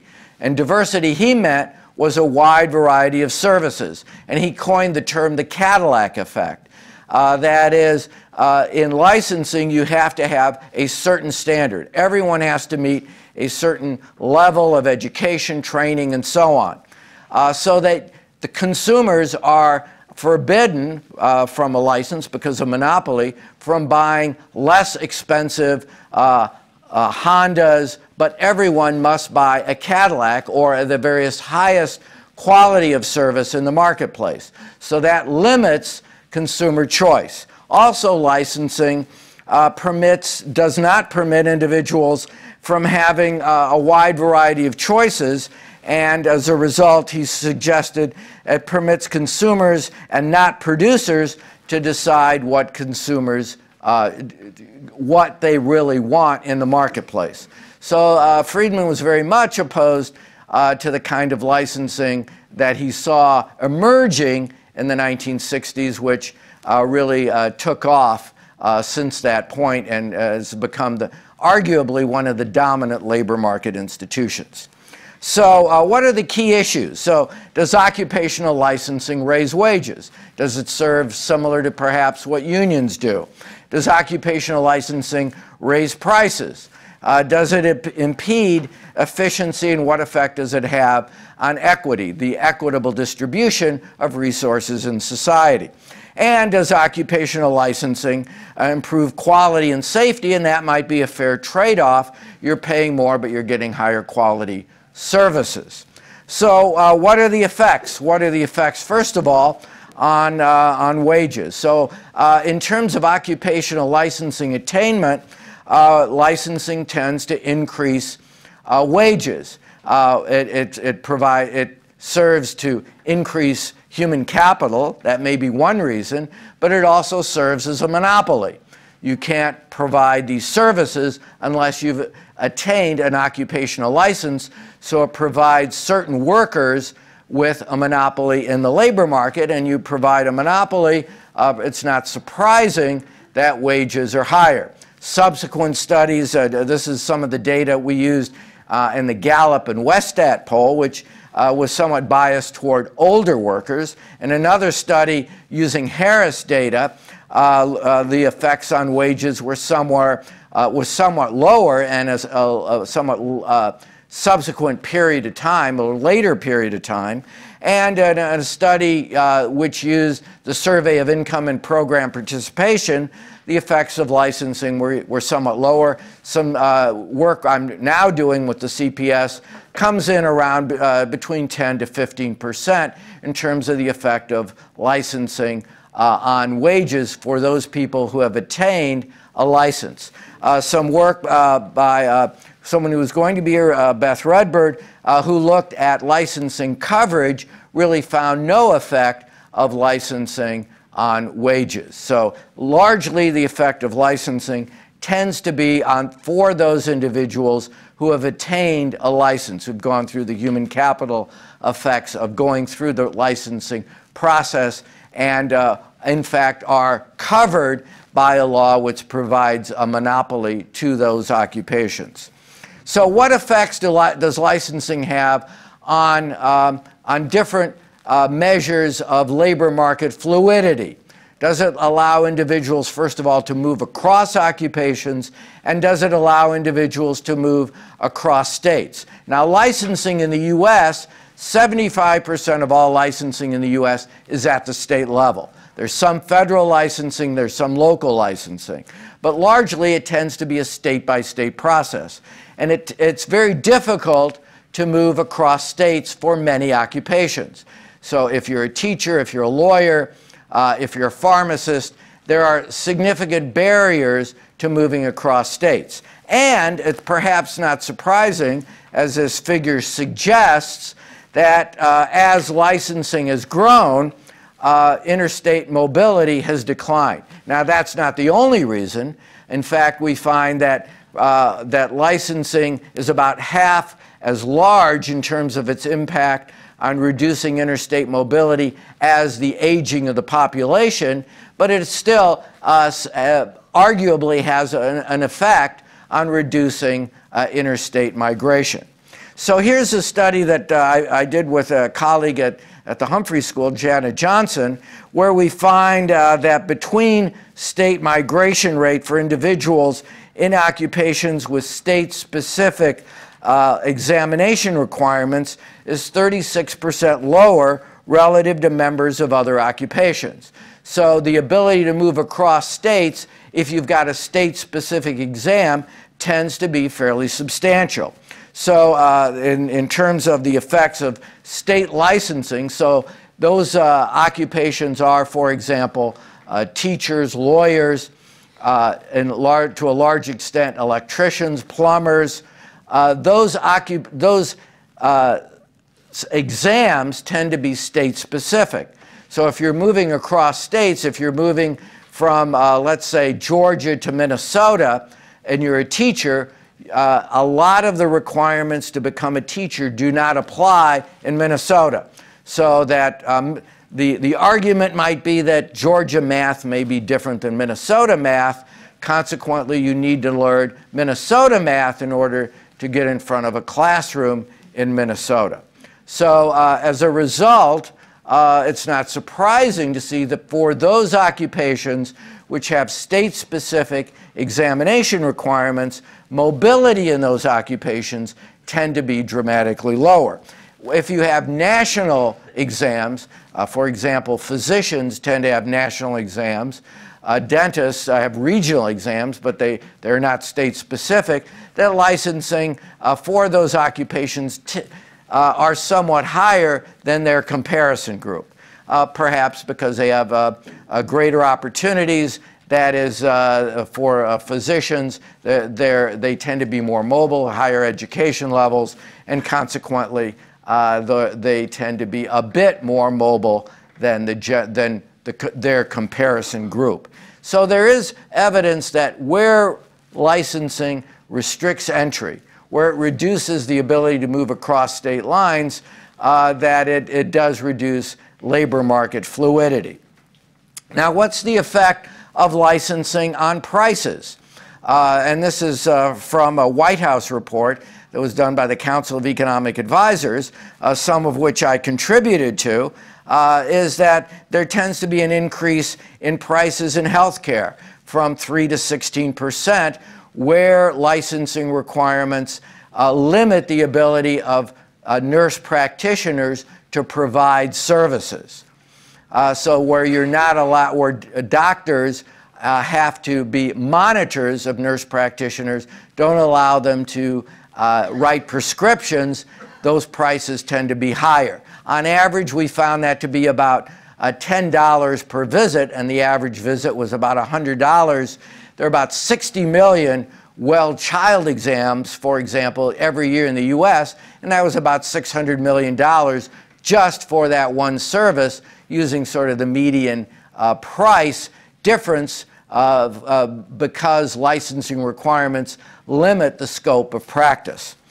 Increases for mortgage brokers, some work that I did with Dick Todd, who's in the audience, is that increases for mortgage brokers were somewhere between 0 to 5%, where restrictions tended to be somewhat higher.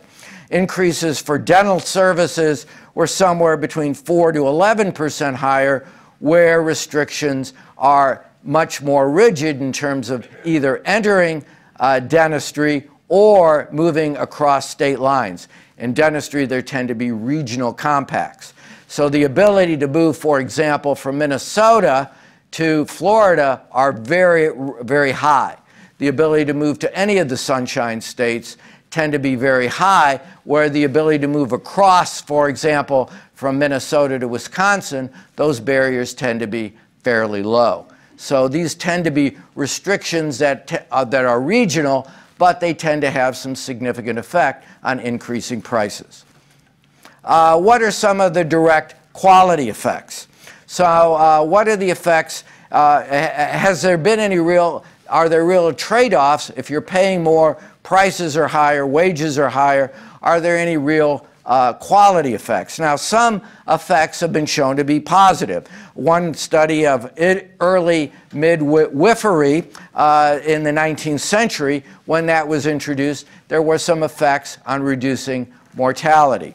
Other effects for dentistry, in terms of individuals who entered the Air Force, found really no effects. Nurse practitioners and infant mortality examined in the early part of this century really found almost no effects.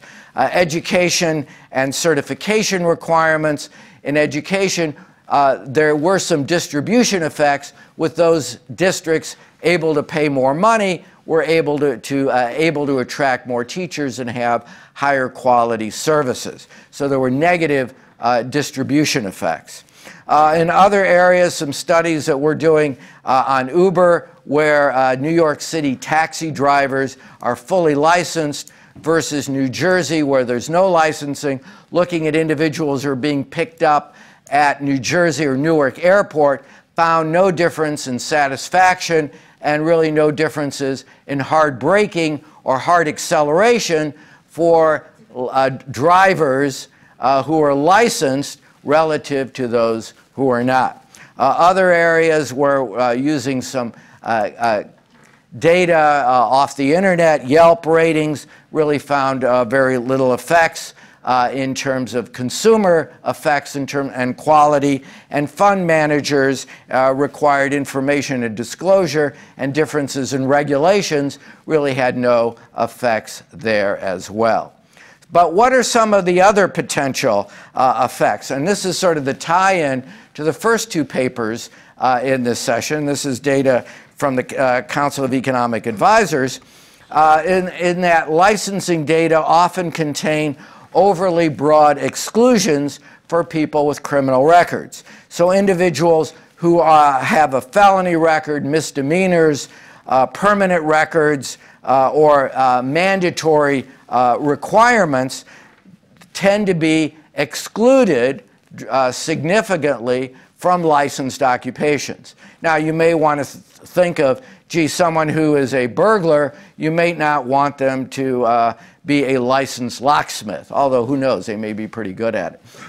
But generally, there are many occupations that individuals who are trained while they're incarcerated, when they get out, barbers, cosmetologists, electricians, or plumbers, where they are precluded from entering those occupations because of a felony record.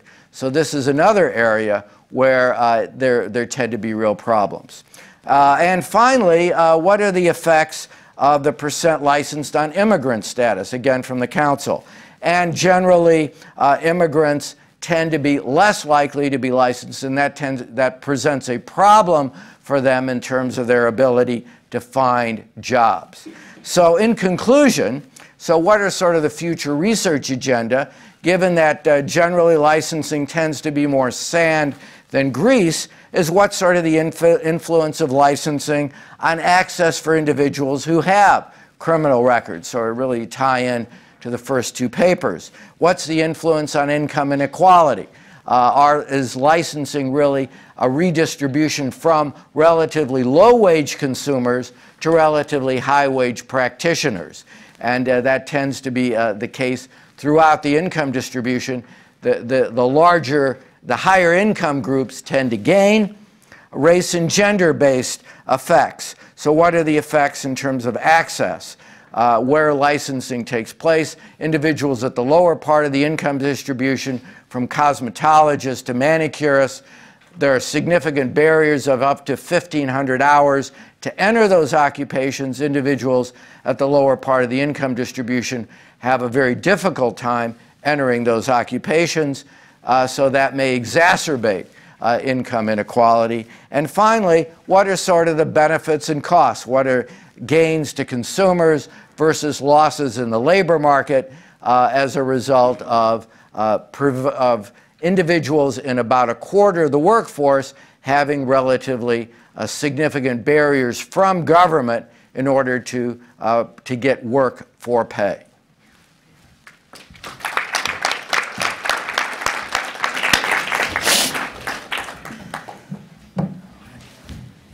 Thanks very much. I was listening to the three presentations and trying to come up with a common theme that links felonies to licensing for masseuses and lawyers and so forth. And it was a bit tough to do, but I think what unites these talks is the notion that when you create barriers, and the title of the session is Barriers, that when you create barriers, you essentially create an in-group and you create an out-group. And that's true in both settings. So in the Morris setting, the in-group are those who have the licenses, and the out-group are the people who don't get the license. And the question is, how difficult is to move from the out-group into the in-group? Or how difficult, in his case, is it to acquire a license? In the two other papers, I think the issue is how difficult is it for felons to essentially have the same experiences that non-felons have. So that was, to me, the common theme. So the first thing is the relative comparisons and how it affects the wages, the experiences, the unemployment, and so forth of the in versus the out. The other thought I had on that was it actually has an effect on some absolute costs as well. And so, you know, if you think about Amanda actually came the closest to this when you talked a little bit about, you referred to a paper that found negative employment effects. Was that Seattle or? That one was Massachusetts. Massachusetts, all right. And, you know, and I thought, and you kind of puzzled over that, and I thought, well, you know, if you raise the cost of labor, then you're going to have negative effects on the amount of labor employed, right? It's just raising the price. So if you think of these kinds of barriers as raising the cost of labor, then you're going to see that.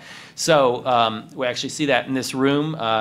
Links back to Morris's thing. He mentioned barbers at the end, you know, raising the price of barbers. Neil and I do it ourselves, right? You know, so, right? I mean, you know, and that's clearly a rational response.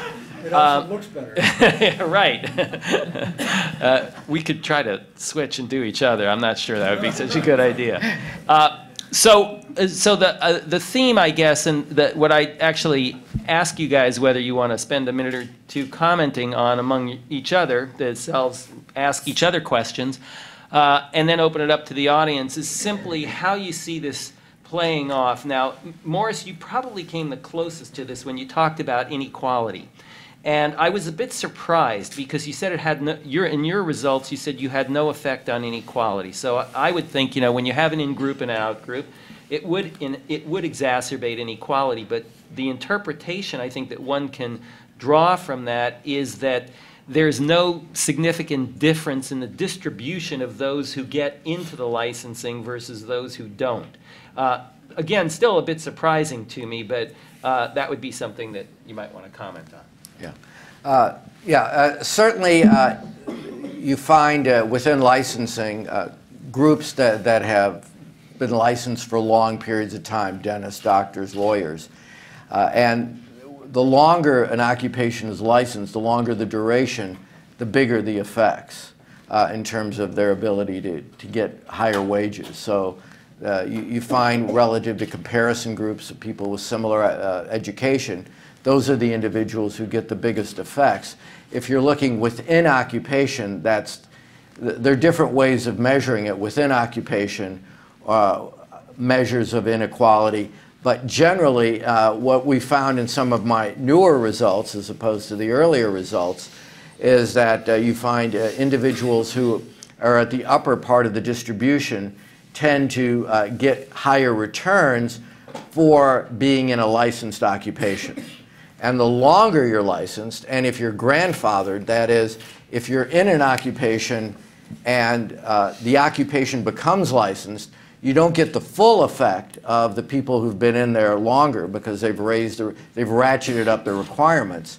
But you do get about half the effect. So it's really a windfall for these people because they don't have to meet the new requirements. So if you have personal trainers who are now seeking to become licensed, or interior designers, the people who are pushing for this are the people who are in the occupation because they get an effect, and that's sort of a pure rent effect because they don't have to meet the new requirements. It's only the newer workers, the new people who are going to be getting into the occupation, who have to bear the full cost of the ratchet that will be higher education, higher training, internship requirements, and so on. So those are sort of the rent-seeking aspects of licensing.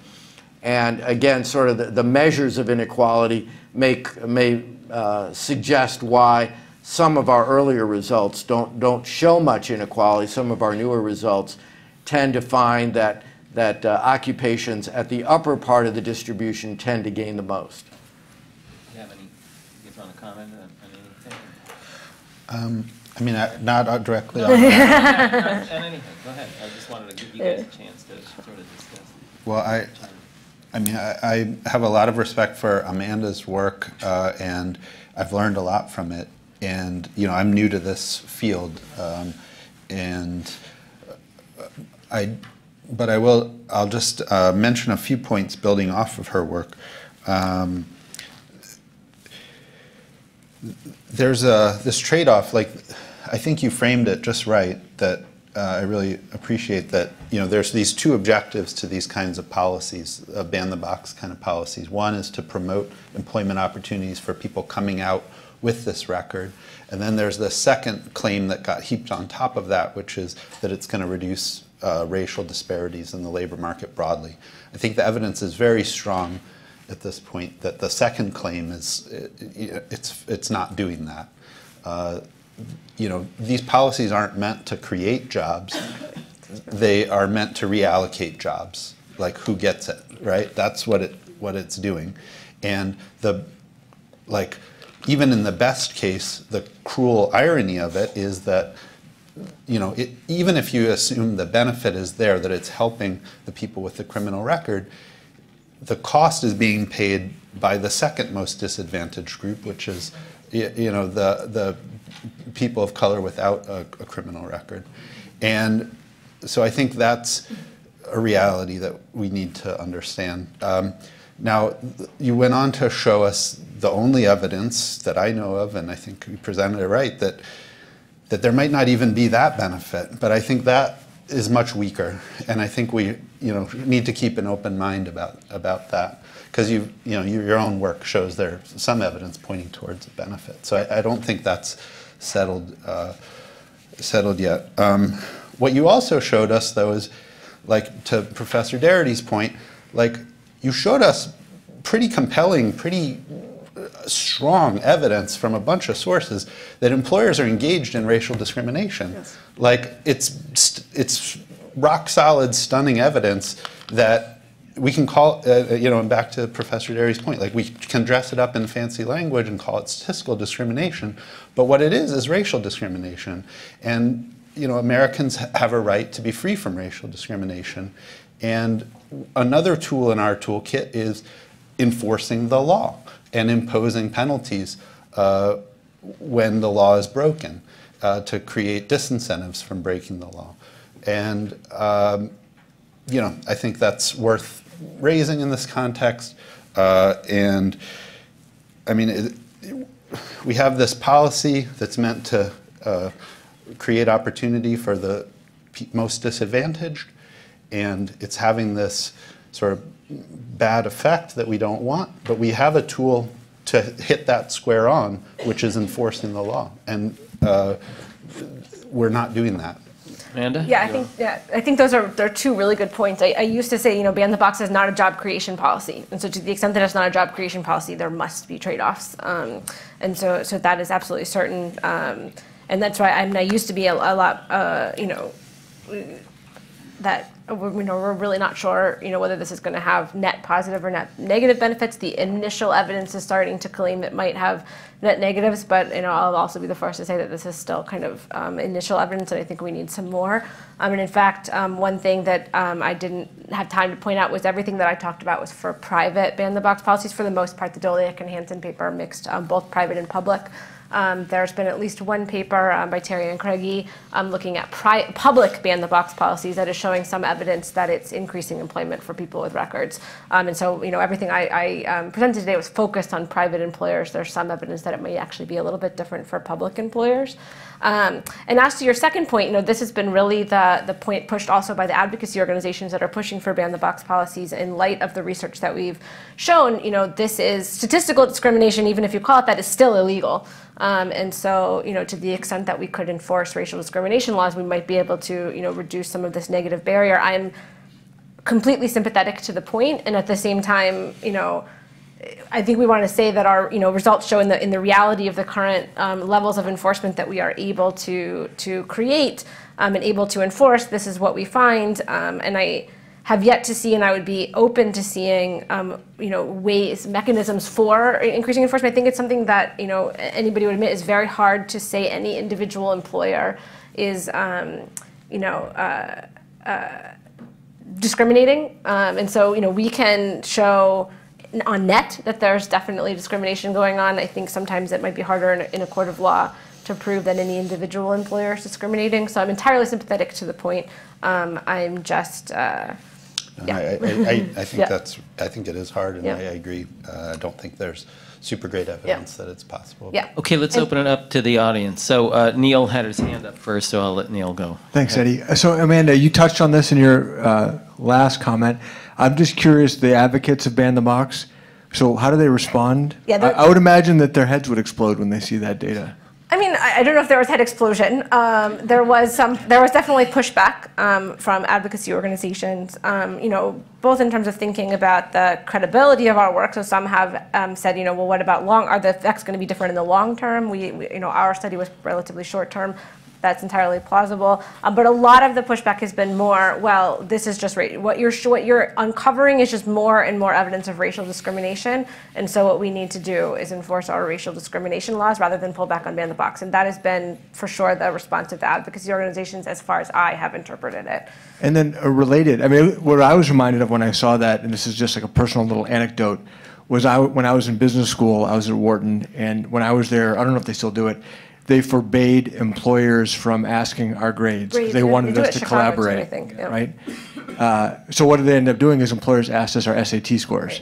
And so, now all of a sudden your SAT mattered a lot more than your business school grades. Have you thought about the implications? There are also laws that are being passed prohibiting employers from looking at current salaries. Yep. Yeah. And, we've thought about it here. It gets very complicated very, very quickly, and it's not at all obvious to me that it will work in practice. I'm just curious if you have thought about the implications of your work on those type of policies. Absolutely. So this is basically some states are passing salary ban, preventing employers from asking about previous salaries, and ostensibly to reduce, particularly gender inequality in wages. A lot of these policies, interestingly, don't prohibit voluntary disclosure of salaries, and so I think this could also have potentially different implications for people with high kind of residual salaries versus low residual salaries. I think there's definitely the potential for statistical discrimination on initial job offer salary. So I'm actually, if you invite me back in, let's say, a year, hopefully, I might actually be able to give you some concrete empirical evidence, working on mix between a field experiment and a lab experiment on this question, looking at recruiters on an online kind of job board. And so I might actually have something empirically to say, but I think a lot of the same things could be at play, but I agree it's particularly more complicated given this ability to voluntarily disclose salaries in addition to kind of the general initial ban. So, my coat here. I think I have a question for both Aaron and Morris. Aaron, I'm sort of thinking about, you were very Minnesota modest about your results, and I appreciate that. But they did, if you're right, they seem big. Yeah, I agree. To me. I agree with that. I'm glad I got that right. So. I just say they're preliminary. They're preliminary, but it could be that that even those results underestimate the true impact. And here's what I'm wondering, and this kind of was inspired by Amanda's excellent presentation. Could there be some sort of threshold effect, either within a state or across our 50 United States, where if enough men, African-American men, have a criminal record, everyone gets painted by the broad brush, not because of a ban the box, but just because of a general social perception. And is there a way you could actually test that? I think that, for Morris, I'm not sure this is credentialing. It might be something else, but in our field work, we've come across many stories of men, particularly men who work as drug counselors, addiction counselors, and men in work with heavy equipment, where suddenly they're subject to a new credentialing regime. And unlike what you said about the higher end credentials, they've actually been out of a job if they couldn't meet the requirements of the new credentialing regime. So could there be a very different story about credentialing at the bottom versus the top? I can do the threshold effect one first. I think that's a really great hypothesis, and I think we need to investigate it more. I don't have a glib answer for you, but I do think it could. I think that like the baseline prevalence could be really important in understanding the size of the effects, and so that might also be behind sort of why the effects might be different for women and men. And so I think it's a great question, and we need to investigate it more. So once you hit the threshold, further increases in the rate don't have much of an effect, but that doesn't mean that felony records aren't having. Right, okay. Exactly. Yeah,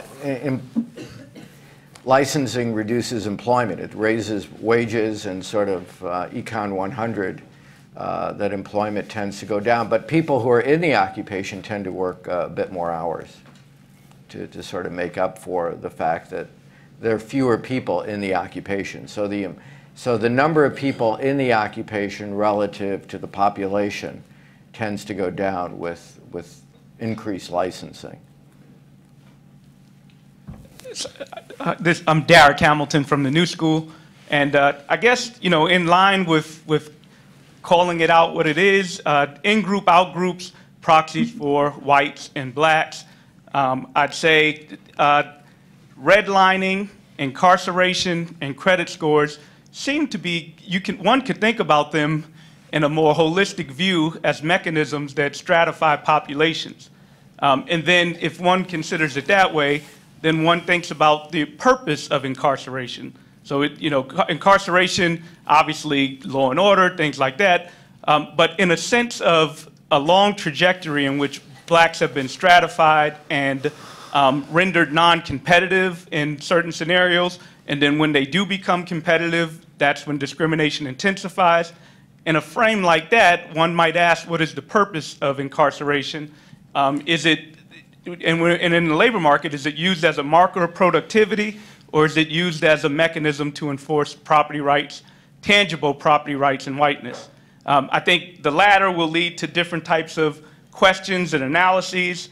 The other point I wanted to make is that with regards to even statistical discrimination and implicit bias, Aaron kind of made this point, but are those just euphemisms? I even think of the Starbucks example. The response from Starbucks was to institute more training. But there's no real evidence that that employer wasn't just being animus in the first place, that she was reacting in some statistical or implicit bias mechanism in the way she judged those black customers.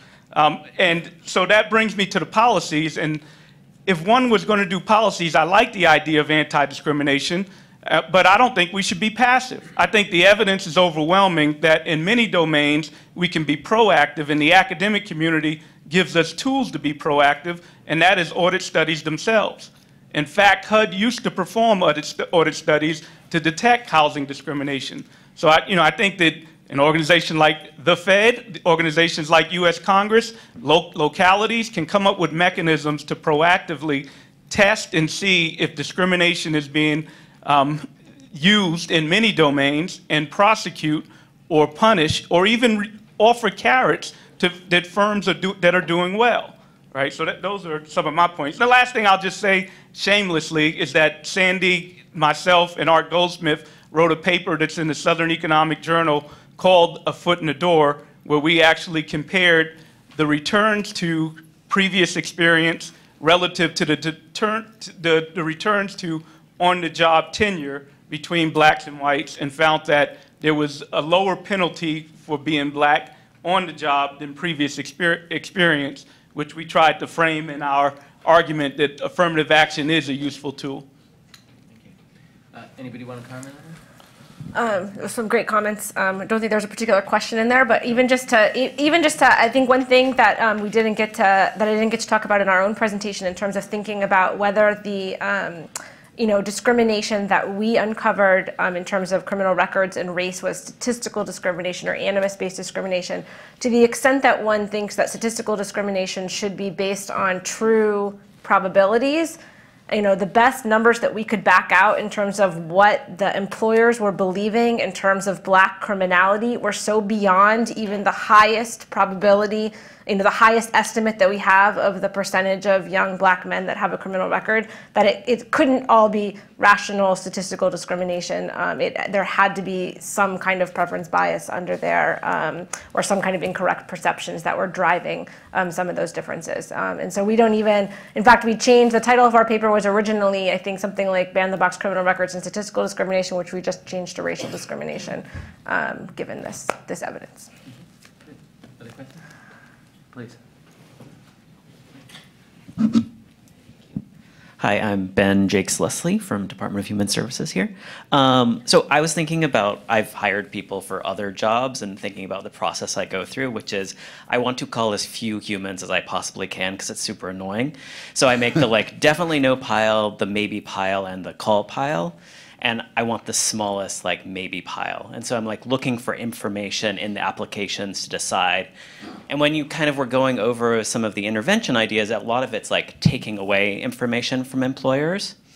But employers decide their applications. And also related to your point about, there might be some employers who are really interested in trying to stop their own discrimination. So are there any sort of positive intervention ideas that an employer could potentially incorporate into their hiring practices that could sort of help to sweep away questions they could ask or something of that manner that would help them to diminish their own implicit bias or other kinds of biases?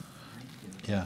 Well, so I'm in the HR department at Carlson, in the management school, and so we think a lot about these processes, and I think it's a really good, important question because we talk about a lot of this stuff at a very high, abstract policy level, but I think a lot of the solutions really are in the boring details of personnel process, and I think this is actually, I'll just make this point more broadly. Like, I think this is true in many public sector organizations also, that like a lot of the opportunities for improving our ability to carry out our missions lie in improving our HR processes, whether that's in education or policing or other places. To get more into the weeds, I think there's a robust evidence across so many different domains that people make implicit biases in their judgments, and that we really need to design systems that guard against that. That we need to design systems that have that possibility and risk in mind, and through design ensure against it. Okay, so I think this is an active area of research and practice development. I don't think there's super great things that I can point to, but I think there are principles. So people have been examining things like basic good practice would be trying to obscure the race and gender. So there's a great study in the economics literature. I'm Claudia Golden, Cecilia Rouse, and C.C. Rouse, where they, it was auditions for a symphony, and they, had the auditions performed behind a screen, and the discrimination diminished tremendously. So, sort of leveraging that principle. It's hard in the mechanics of your HR systems because, like, we're used to getting a resume, and you look at the resume, and there's the name, and it's all tagged that way. Or if you do a face-to-face interview or a video interview, like, it's clear. And so maybe we need to think about changing those ways of transmitting the information to hide those details and make it more fair, more objective.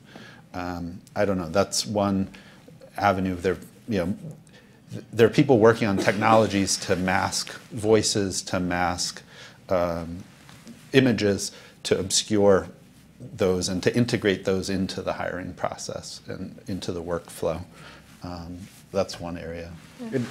Just as a question, a lot of the machine learning algorithms have been proposed as methods to reduce discrimination, at least in terms of the piles that you said, that the yes, no, and the maybes, where the algorithms do not include measures of race or ban the box or other methods. Is that viewed as any solution or help you on the way to reducing bias? I just want to say it's possible, and I think that there's been some of this done in the criminal justice world in terms of thinking about bail decisions or something. And remarkably, at least the one large study that was out in the QJE showed that using that sort of machine learning wasn't actually increasing racial disparities. I think the worry becomes that even if you're not baking in race per se or gender per se, discrimination plays into people's decisions about the amount of education that they get, where they live, and to the extent that those things are going into the algorithms, we'd have to be careful, that even if it's not explicitly on the things that we're worried about, that those things could still be playing into those algorithms. But I think so that study is great, and we have this idea that people are going to do a good job. Yeah. But people don't always do. Sure. So yeah, to the extent that it's less biased than people, that's what's really important. Right. But go ahead. Yeah, but certainly, like, it also gives us tools to manage that risk because we can quantify it and we can optimize against that constraint. And So I think it is very promising, but it's not simple. There are a lot of risks that are on that terrain as well. And just to give a counter to what Aaron brought up in terms of masking information, I'm super interested in this idea of masking information. I'd like to see how that works in the U.S. context. But as the question brought up, like a lot of the things are about taking away information. And I think this was kind of baked into your first sentence. There was actually a really interesting paper in the AEJ applied in the French context, so not in the US context, that blinded resumes for employers, so they couldn't see that kind of information. And it actually made racial disparities worse. The argument was that these were employers that selected into being able to hide this information, and they were, in some sense, participating in their own forms of affirmative action before the information was blinded. And then after it was blinded, they could no longer do that, and it actually, in some sense, made things worse. So there's just some caveats to that potential, and I think we don't have a lot of evidence of how it might work. In particular context. I'm going to need to end the session. I've been instructed that it is time for us to go to lunch, and so that is upstairs, I believe, in the second floor, as it usually is. Yep. So thank the panelists for a great session. Logistically, is it